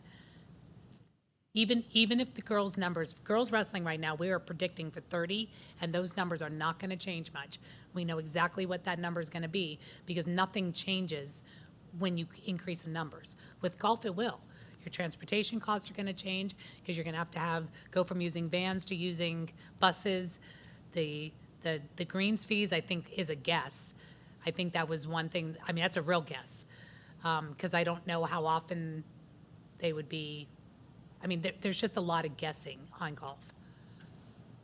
To some degree, but again, I would say we've had it around for a few years, so we have historical look back to be able to base those numbers off of. And I don't know how that works. Maybe these kids aren't, or the school's not paying, or whoever's paying, isn't paying per kid whenever they're going there to practice. So maybe it's not a per head greens fee. Maybe the courses give them some sort of other approach. I know what it costs me to go and play because you pay per person, but maybe in these scenarios it's not. Maybe Susquenita says we're coming to this course to practice and they offer us up, it's $100 to golf from 5 to 8 or something like I don't know, but you could probably work out a deal like that. If we had a dedicated resource that was in golf, they could probably contact courses and work out deals And then find one that would to accept control you. it. Yes, Absolutely. yeah.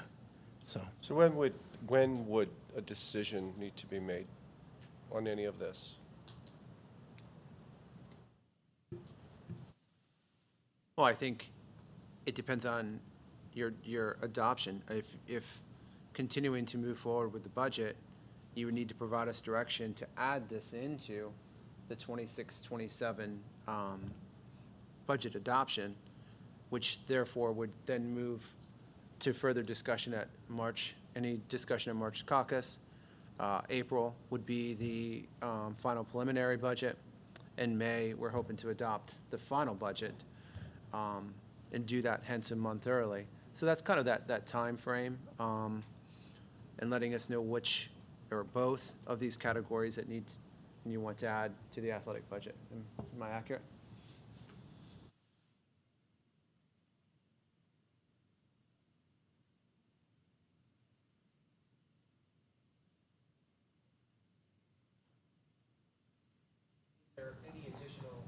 I'm sorry, is there any additional information?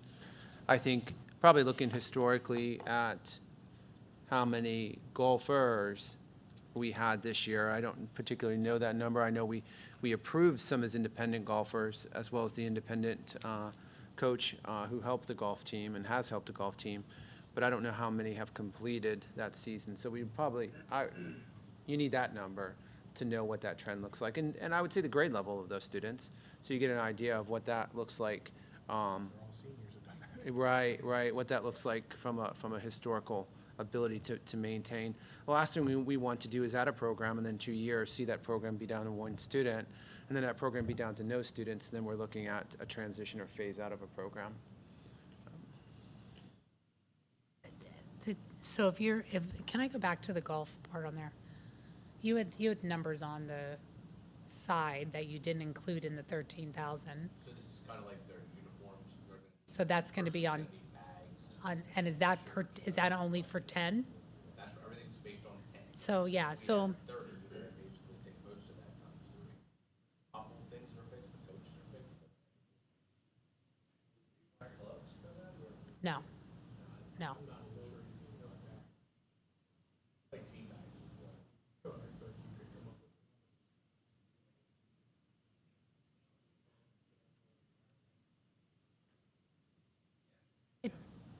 And again, I know that this is not the way to figure out the costs or whatever, but just in terms of, if you just take the number divided by the number that's representing, if that 24,000 for girls is representing up to 30 wrestlers, that's about $800 a wrestler. If you're looking at that number representing 10 golfers, that's $1,600 a golfer. That's twice the amount of money per athlete.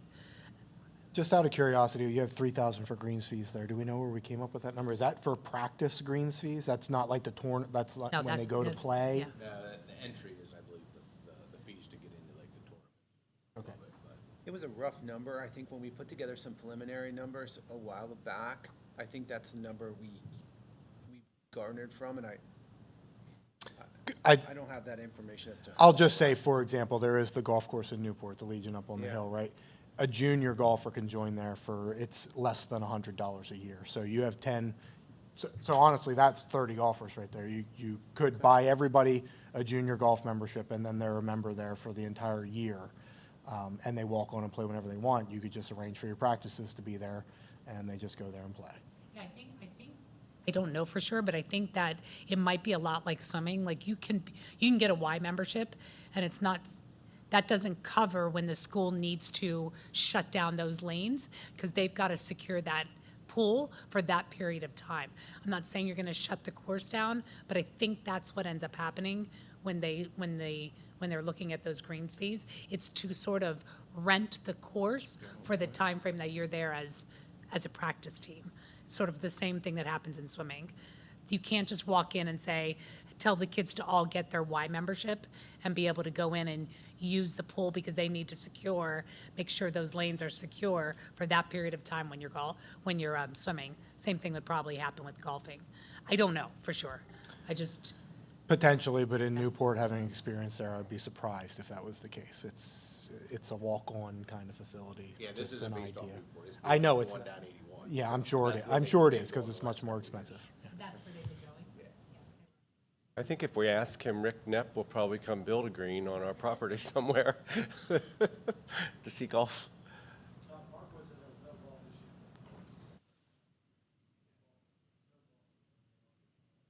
issue. Leslie said that 2 years, last year, the year before last, there was 5 sets. Well, if there weren't any, then it's a moot discussion. Said it was none this year. Yeah, that is kind of interesting, because we have participants in the golf tournament and money going to that program from. All right, I think it's a discussion to be tabled and come back to another time. We need to get some more details and revisit. Sports announcement, right now it is Northern Lebanon 15, Susquenita 9 at halftime.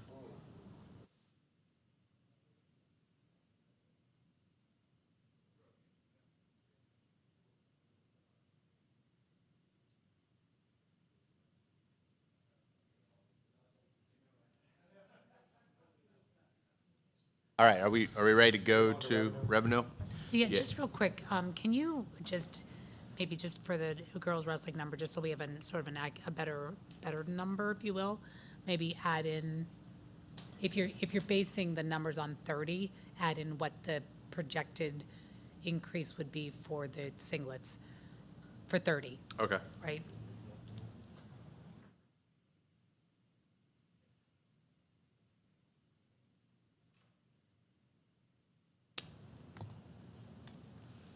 Yep, I will do that.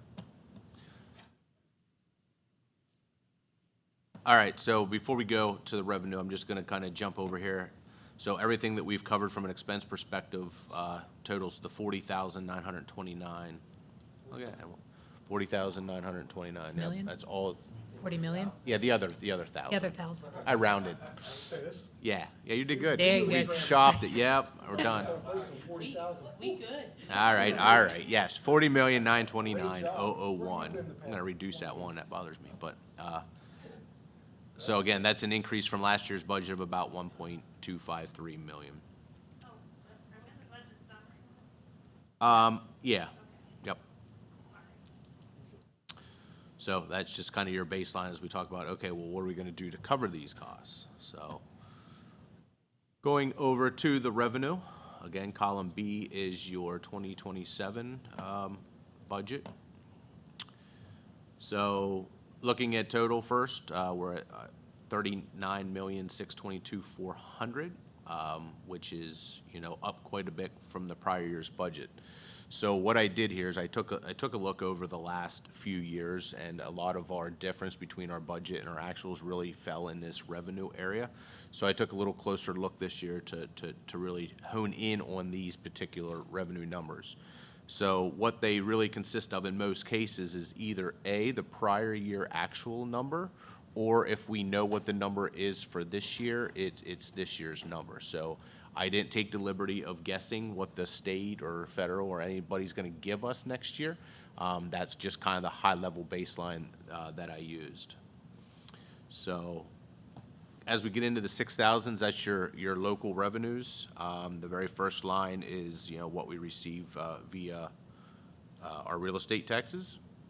Right now, I have that number flat to this year, so I'm assuming a no change.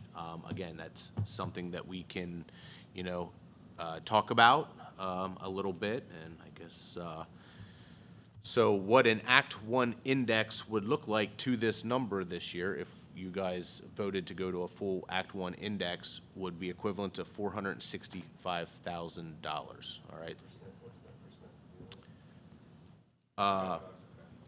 So you're talking about what's the percent increase to millage and stuff?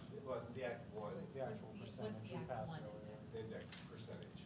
There's two, There's two, so which is an it, interesting year because of the reassessment. yeah, so it's 5.5 for Perry County and 4.8 for Dauphin County. So Dauphin County would hit the 4.8 before the Perry County, so very similar to last year. So Dauphin County is driving the max increase, I guess you would say. So it's a little confusing this year, but the re-baseline portion of the local real estate tax, Perry County is a little confusing because it has a whole new re-baseline number based on the assessment, but that baseline would show a 4.2% increase for Dauphin County.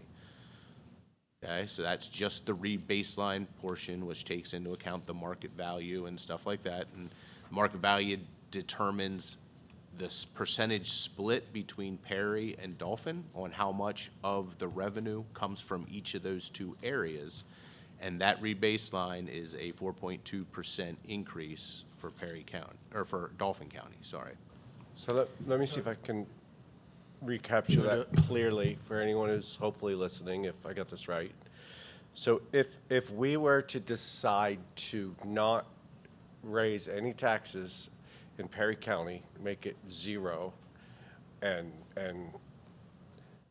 there would still be a tax increase in Dauphin.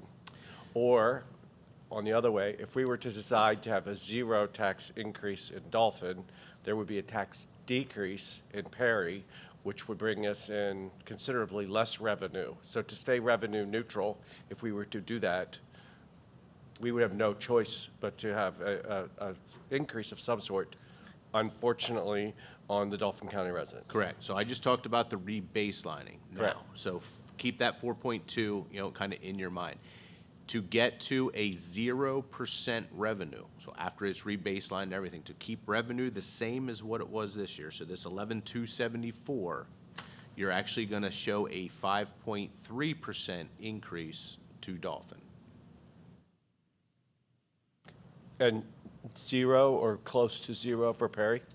Negative 0.1, yes, so. Okay.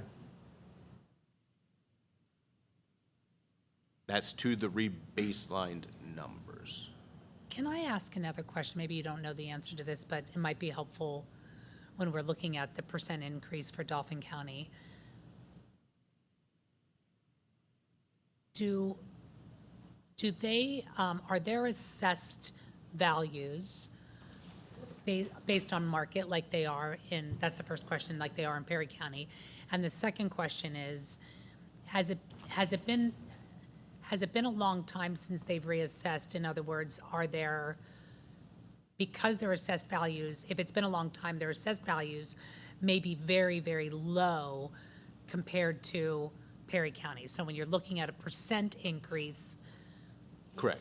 the percent isn't going on, make up a number, where a house might be valued at 200,000 in Perry County, it might only be valued, same house could be valued from an assessment standpoint at 100,000.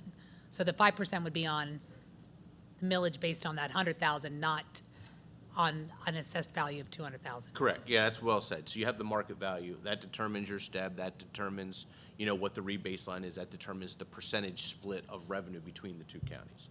Then the actual millage gets applied to the assessed value, and you're correct. Forget when the last time was, Dauphin County had assessed value, but an assessment done on their property, but it was well before 2000. So. 2001 maybe? Oh, was it 2001? Maybe. Oh, see, I was thinking Dauphin County was before that, but either way, it was a long time ago. So yes, so their assessed value is significantly lower than their market value. So, for example, their assessed value total for Dauphin County in our area is about half of what their market value is. So, again, if you would, I'm not saying anybody would do this, but if you did an assessment, their assessed value would go up and then their millage would drop. So yes, their value of their assessment is lower than everybody else. After our reassessment, now our assessed value is higher than our market value. So that's why our tax mill appears to be a lot lower. But the assessed but even value when- of a house there is different than the assessed value of a Right, house. so if the millage is higher, but you're multiplying that millage by the At assessed lower. value of the house, the amount of taxes actually paid, while it may be a percentage increase, is gonna be not as dramatic as it would if you were dealing with us now that we've been in this new Correct. assessment. I mean, I think this is where we can all fundamentally say that the school code 672.1 is fundamentally flawed, and it has been. And we've talked about this time and time again, where that teeter-totter effect goes into play, and ultimately, the disparity that occurs between the river, inside of Dauphin County, which the residents here, they go to our school district, pay a different rate in accordance in the same school district. There is legislation that has been, I believe, sitting since 2024 in the House Education Committee, and I believe it's SB 795, which works to try to correct that issue. So anybody listening that's certainly in Dauphin County, we understand. And please talk to the local legislators to get SB 795 across the finish line and out of committee, because it needs action from residents, we're trying to make that action, but it needs action from you, because it's impacting only a small portion of school districts, approximately 88 school districts out of the 500 in the Commonwealth of Pennsylvania. So it really needs the help of those residents to get that across the finish line in their advocacy. Another question, if we were to raise to the index, then what percentage is that gonna cause Dauphin County? Approximately 9.2%. And so when raising to the index is going to bring us approximately 450? $465,000, Okay. yep. And the opposite end of the spectrum, I think, is what Dr. Joseph went, what if we held Dauphin County to their millage that they were last year? We would lose $640,000 of revenue. So, just as a reference point. So I guess from my perspective, I would like at least revenue to stay neutral at minimum. I don't know where the rest of the board is in terms of anything beyond that, but So I would not be doing due diligence without stating and sitting here saying, I believe some type of tax increase certainly is needed as we continue with revenue. Remember that Act 1, the idea of Act 1 is to neutralize the ideas of inflation, right? And to devise that number, it's not just a random number. The Act 1 index comes from looking at inflation, statewide average wage growth, and it looks at school district cost pressures. And that's formulated by an entire team at PDE who truncates that information and provides that adjusted number for us. So really, it's not just a tax increase in year one, so we're not just looking at that, it's that stacking effect over time. So essentially, you're removing that revenue for multiple years to come. So I think it's important that we look at something. Obviously, I believe the full Act One, because we continue to use some type of tax increase, whether that be the full bite of Act One or taking small digestible bites. I believe something is important to do. And certainly, I just want to state that. I understand some of those aspects, and really, we're not getting almost a full Act One due to that ability and that hit that occurs when you look at that balancing act that occurs between the two counties. So we're not getting that full effect. And we probably won't until that's corrected. Fair?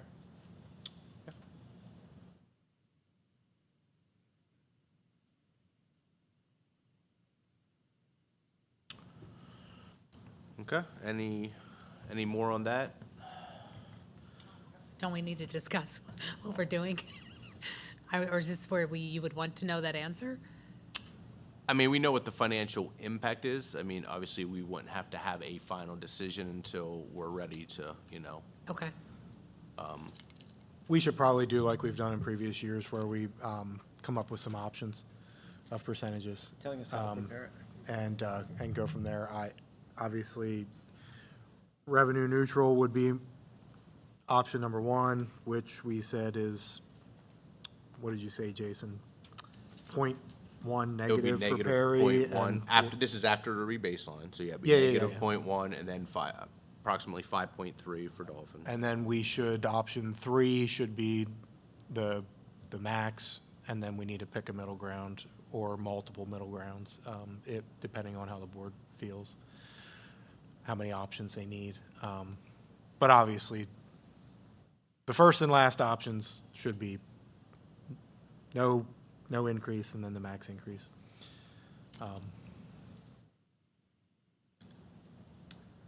I'm going to propose you give us two options in the middle and show us the numbers. So and anybody can feel free to stop me at any time if you want. The first option being no, what I stated. The second one being basically like a third of the Act One index, and then the next one being about two-thirds. I might think maybe just a half. You just want to do one in the middle, the half? Yeah, just because if you're looking at 0 to 400,000 and you go in halfway in between, it's 200,000. That's fair. Income, it just seems like a third would be like, why do it? That's fine. Like, you know what I mean? Okay. I don't So know. 0, half, and full.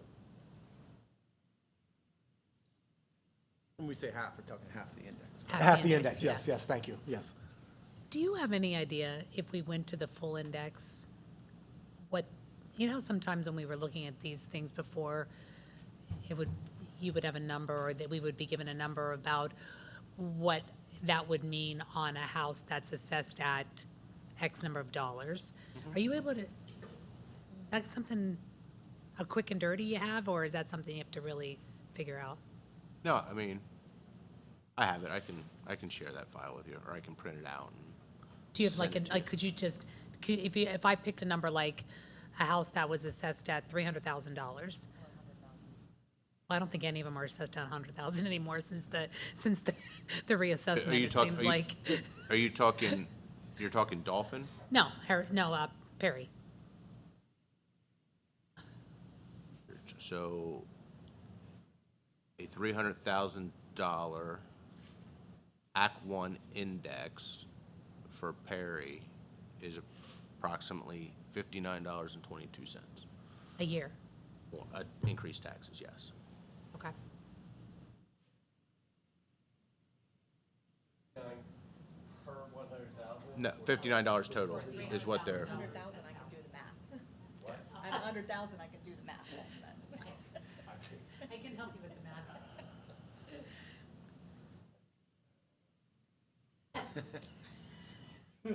and just, if you want to use the same, do you want to know what Dolphins is? So a $300,000 house in Dolphin at an Act One increase is $709. Yeah, but they're not, there, the houses aren't assessed, there's not a lot of. Correct, so said another way, a $300,000 house here might be, their assessed value might be half that, so it would still be, you know, $200,000 to $400,000. Or $200 to $400, yeah, somewhere like around $300 approximately.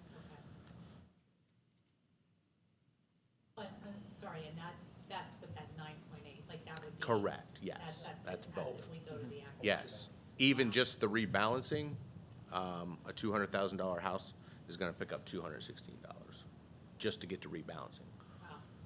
so.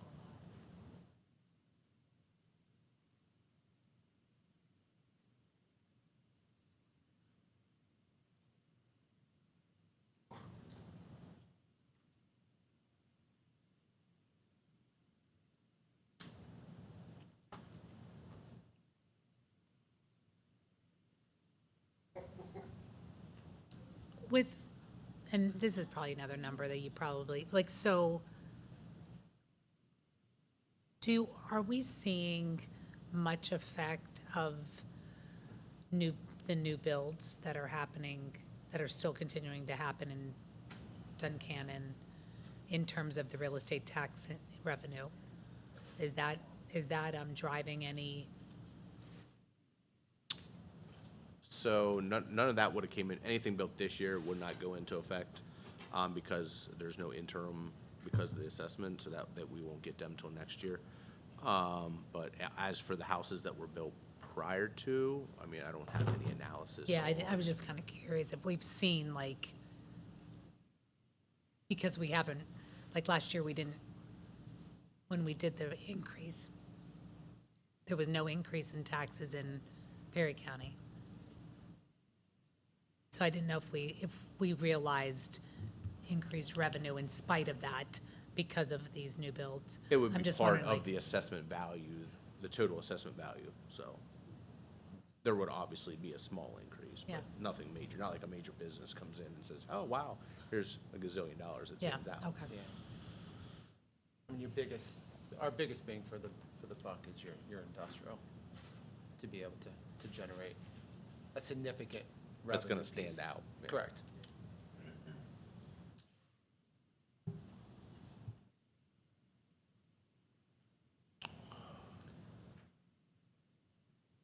Where are we at? And I apologize, the number I stated for the House bill was wrong. It's 791, so it's Senate Bill 791.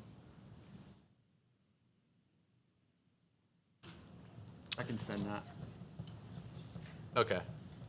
So just kind of going through the other local taxes there. You know, the big one's the earned income tax. There's an increase there just because I renormed it to what the actual was last year. So that budget number, you know, is probably too low. So we actually received about $6 million in 2025. So that's why that's significantly higher. Interest, obviously, interest rates are going down, so we're not going to recognize as much, you know, interest. Plus, you know, as we spend this summer or out of our capital, well, that's a different one, so it doesn't. That goes into capital. But primarily, it's just the interest rates dropping. You know, we were getting 5%, and now it's dropping to around 3.5% is all we're getting. Revenue from LEA activities, so that increase, you know, pretty much doubled that. There's a couple things in there. That's our spring sports ticketing that we tried to apply a number to, and also the theater and stuff. The revenue from those activities is the main reason for that $50,000 increase. IDEA money is going down. That's $70,500. There was a lot of talk at our business managers meeting here this week that, you know, we're gonna, you know, try to kind of fight that. But the kind of the nuance there is, since CCA falls in our like kind of intermediate unit, all of CCA across Pennsylvania falls where their headquarters are at. So we get a much lower percent, and they are getting that. We're trying to fight it, that it should be where they are physically located, should go to those intermediate units and get spread out. But unfortunately, a majority of our IDEA money is going to them because of them being in our local area.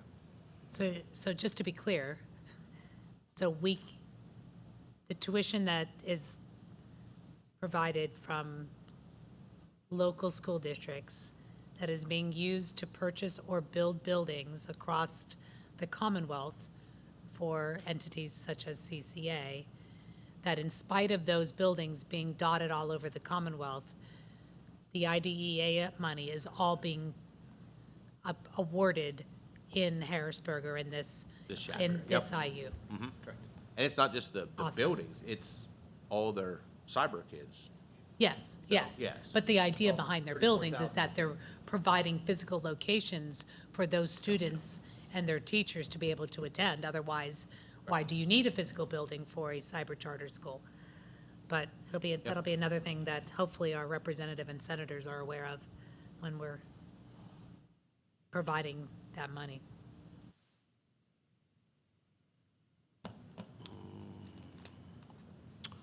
And the rest are just relatively small adjustments. So yeah, so our local revenue, you know, we're showing in this budget going up about $753,000. So. I have just a quick question regarding, where is it, line?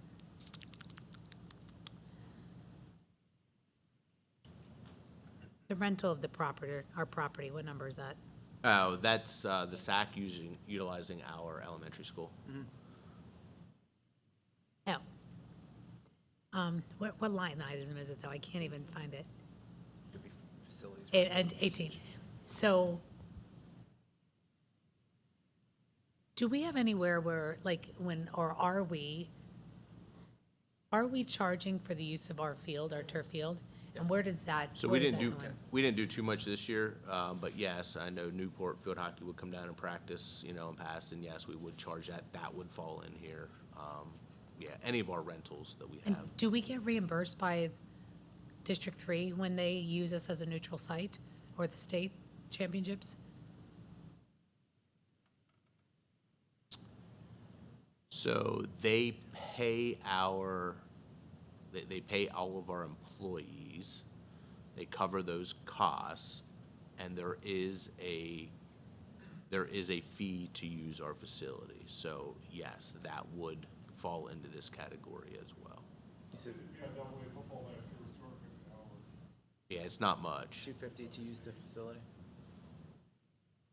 Pays for a couple singlets. You know, mean- and You know, right? Every we're little bit actually helps. going to increase that. So yeah, Well, do we get to set that price, or does the PIAA set it? to an extent, You can't. you can't blow in and say, "Hey, we're going to charge you $10,000." By the way, it's Yeah. 1.1 million to use this. Just Yeah, so you know. but Well, no, and I- something reasonable, 250, maybe 500, they might go for, but yeah. Yeah, there- well, there's actually, a and I limit. know that, that the cost of our game help was a bit of a deterrent in the past. Correct. That now it's, because it's been equalized out a little bit more, it makes it more attractive to them, so. Correct.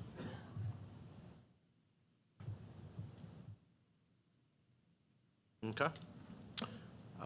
Again, jumping down to the state section, again, this is either A, what we got this year, or what we got last year, is what is in the budget. So there's not a lot of,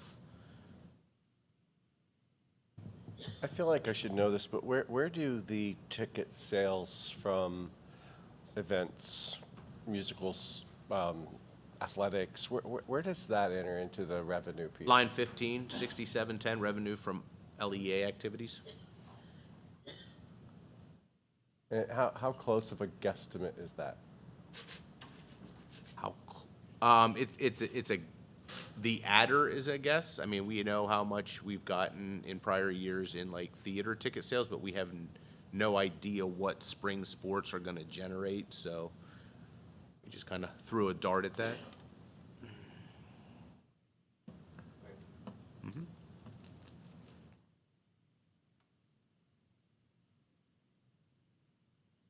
So any questions on the state? The big one there is the Ready to Learn block grant.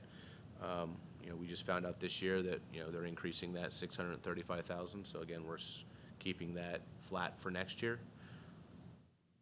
And again, we're keeping it flat. They could absolutely change that. So instead of increasing basic ed subsidy, they place it into the Ready to Learn block grant and give you some broad categories, but categories. at which you can use and direct those funds towards. But again, that's certainly subject to change. The The- 7271, line 32, that $100,000, is that, just because is that the cyber charter money that was funneled through last year to help, with the money that we got that we're not getting this year? Oh, that was like a $130,000 reduction, Yeah. so, yeah. Is that number there, or is that somewhere else? Because that looks like that went down by, Yeah, that would come from the state. okay.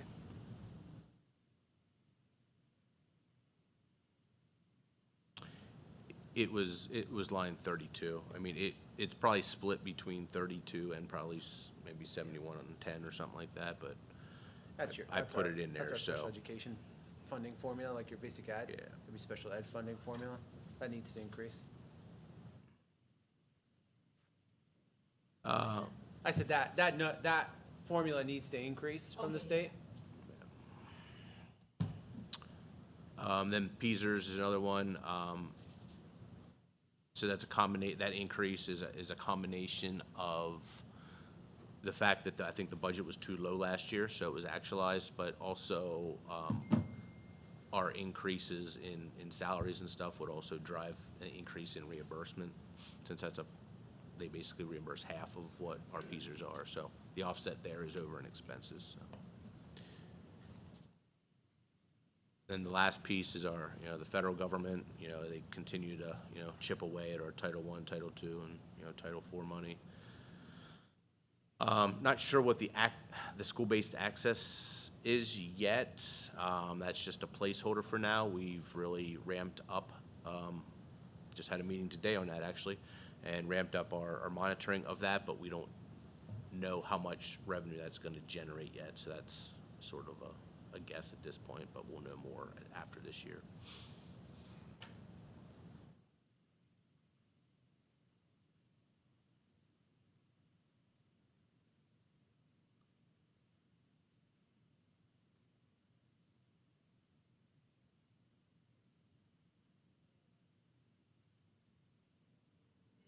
My number is 39,486, you're saying that's for about the $100,000? Yeah.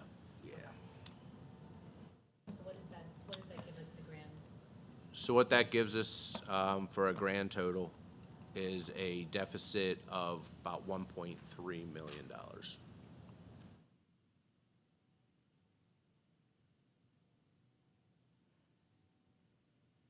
And when we say deficit, we can't run a deficit budget. We're not able to do that, unlike some other entities. But we have to, that means to use fund balance to be able to fill the gaps in our operating budget. What's the current fund balance total? Not capital reserve, just fund balance. It was 18 million, right around 18 million at the audit time last year. So it has stayed, I thought it went down. It did, I think it was 19 the year before, yeah. Yeah, but just to be clear that, if you remember, we had a fund balance of about 15 million, and then we had the reinstatement of that $4 million. And so $1 million of that got Readjusted. reinstated back in to that pot. So our budget actually last year was fairly budget neutral in terms of what we got in revenue and what our expenditures were. Now I am just curious, what, do you have capital reserves? What do we have in there? Do we know that off the top? What, capital reserve? I think we have like 15 million. 50 million in capital? 15, if you're No, counting no. the loan proceeds and the. Oh, and- 1.5, just capital reserve? No. No. Not I'm counting your talking- loan proceeds? I'm not, what, say it again? I count loan proceeds as a capital reserve, No, just the amount we've put in there.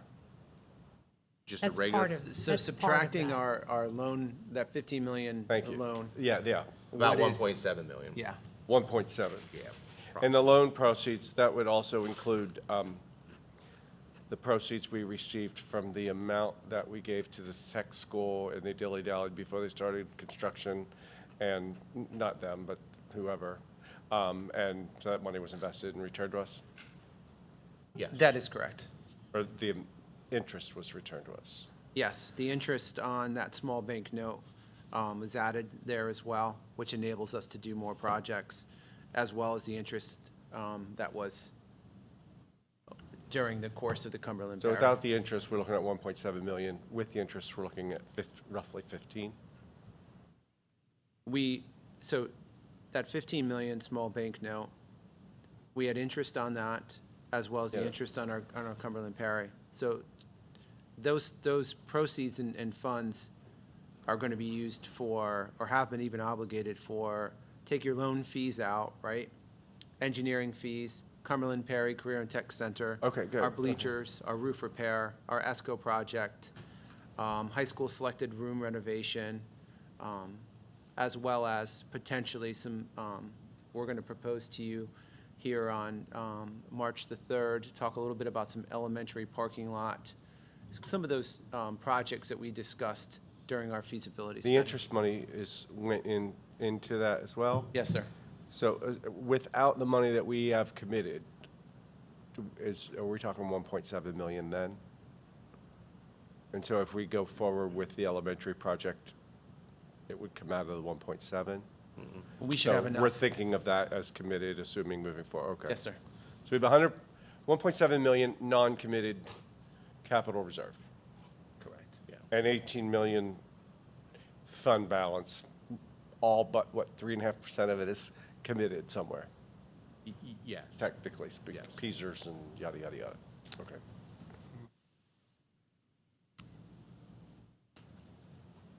Two questions.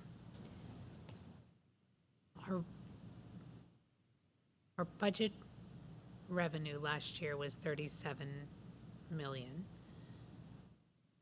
Was the actual, I know you said you kept things pretty flat, was it close to the 39? Yes. Let me just pull up this file. Last year, Yep. actually, this year, right?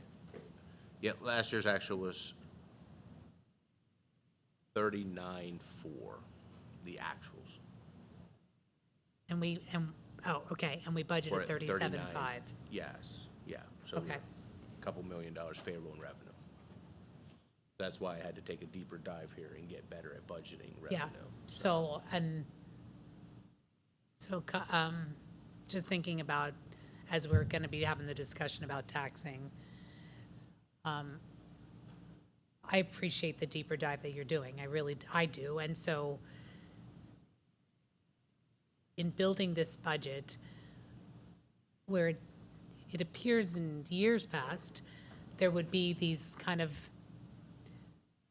plugged-in numbers that we didn't really know what was supporting those numbers, whether that was athletics or whatever, that in your deep dive, you're getting that number to be more real. So the cushion, for lack of a better word, that might have been built in years past, you're narrowing that down, not to that it's to a zero, but you're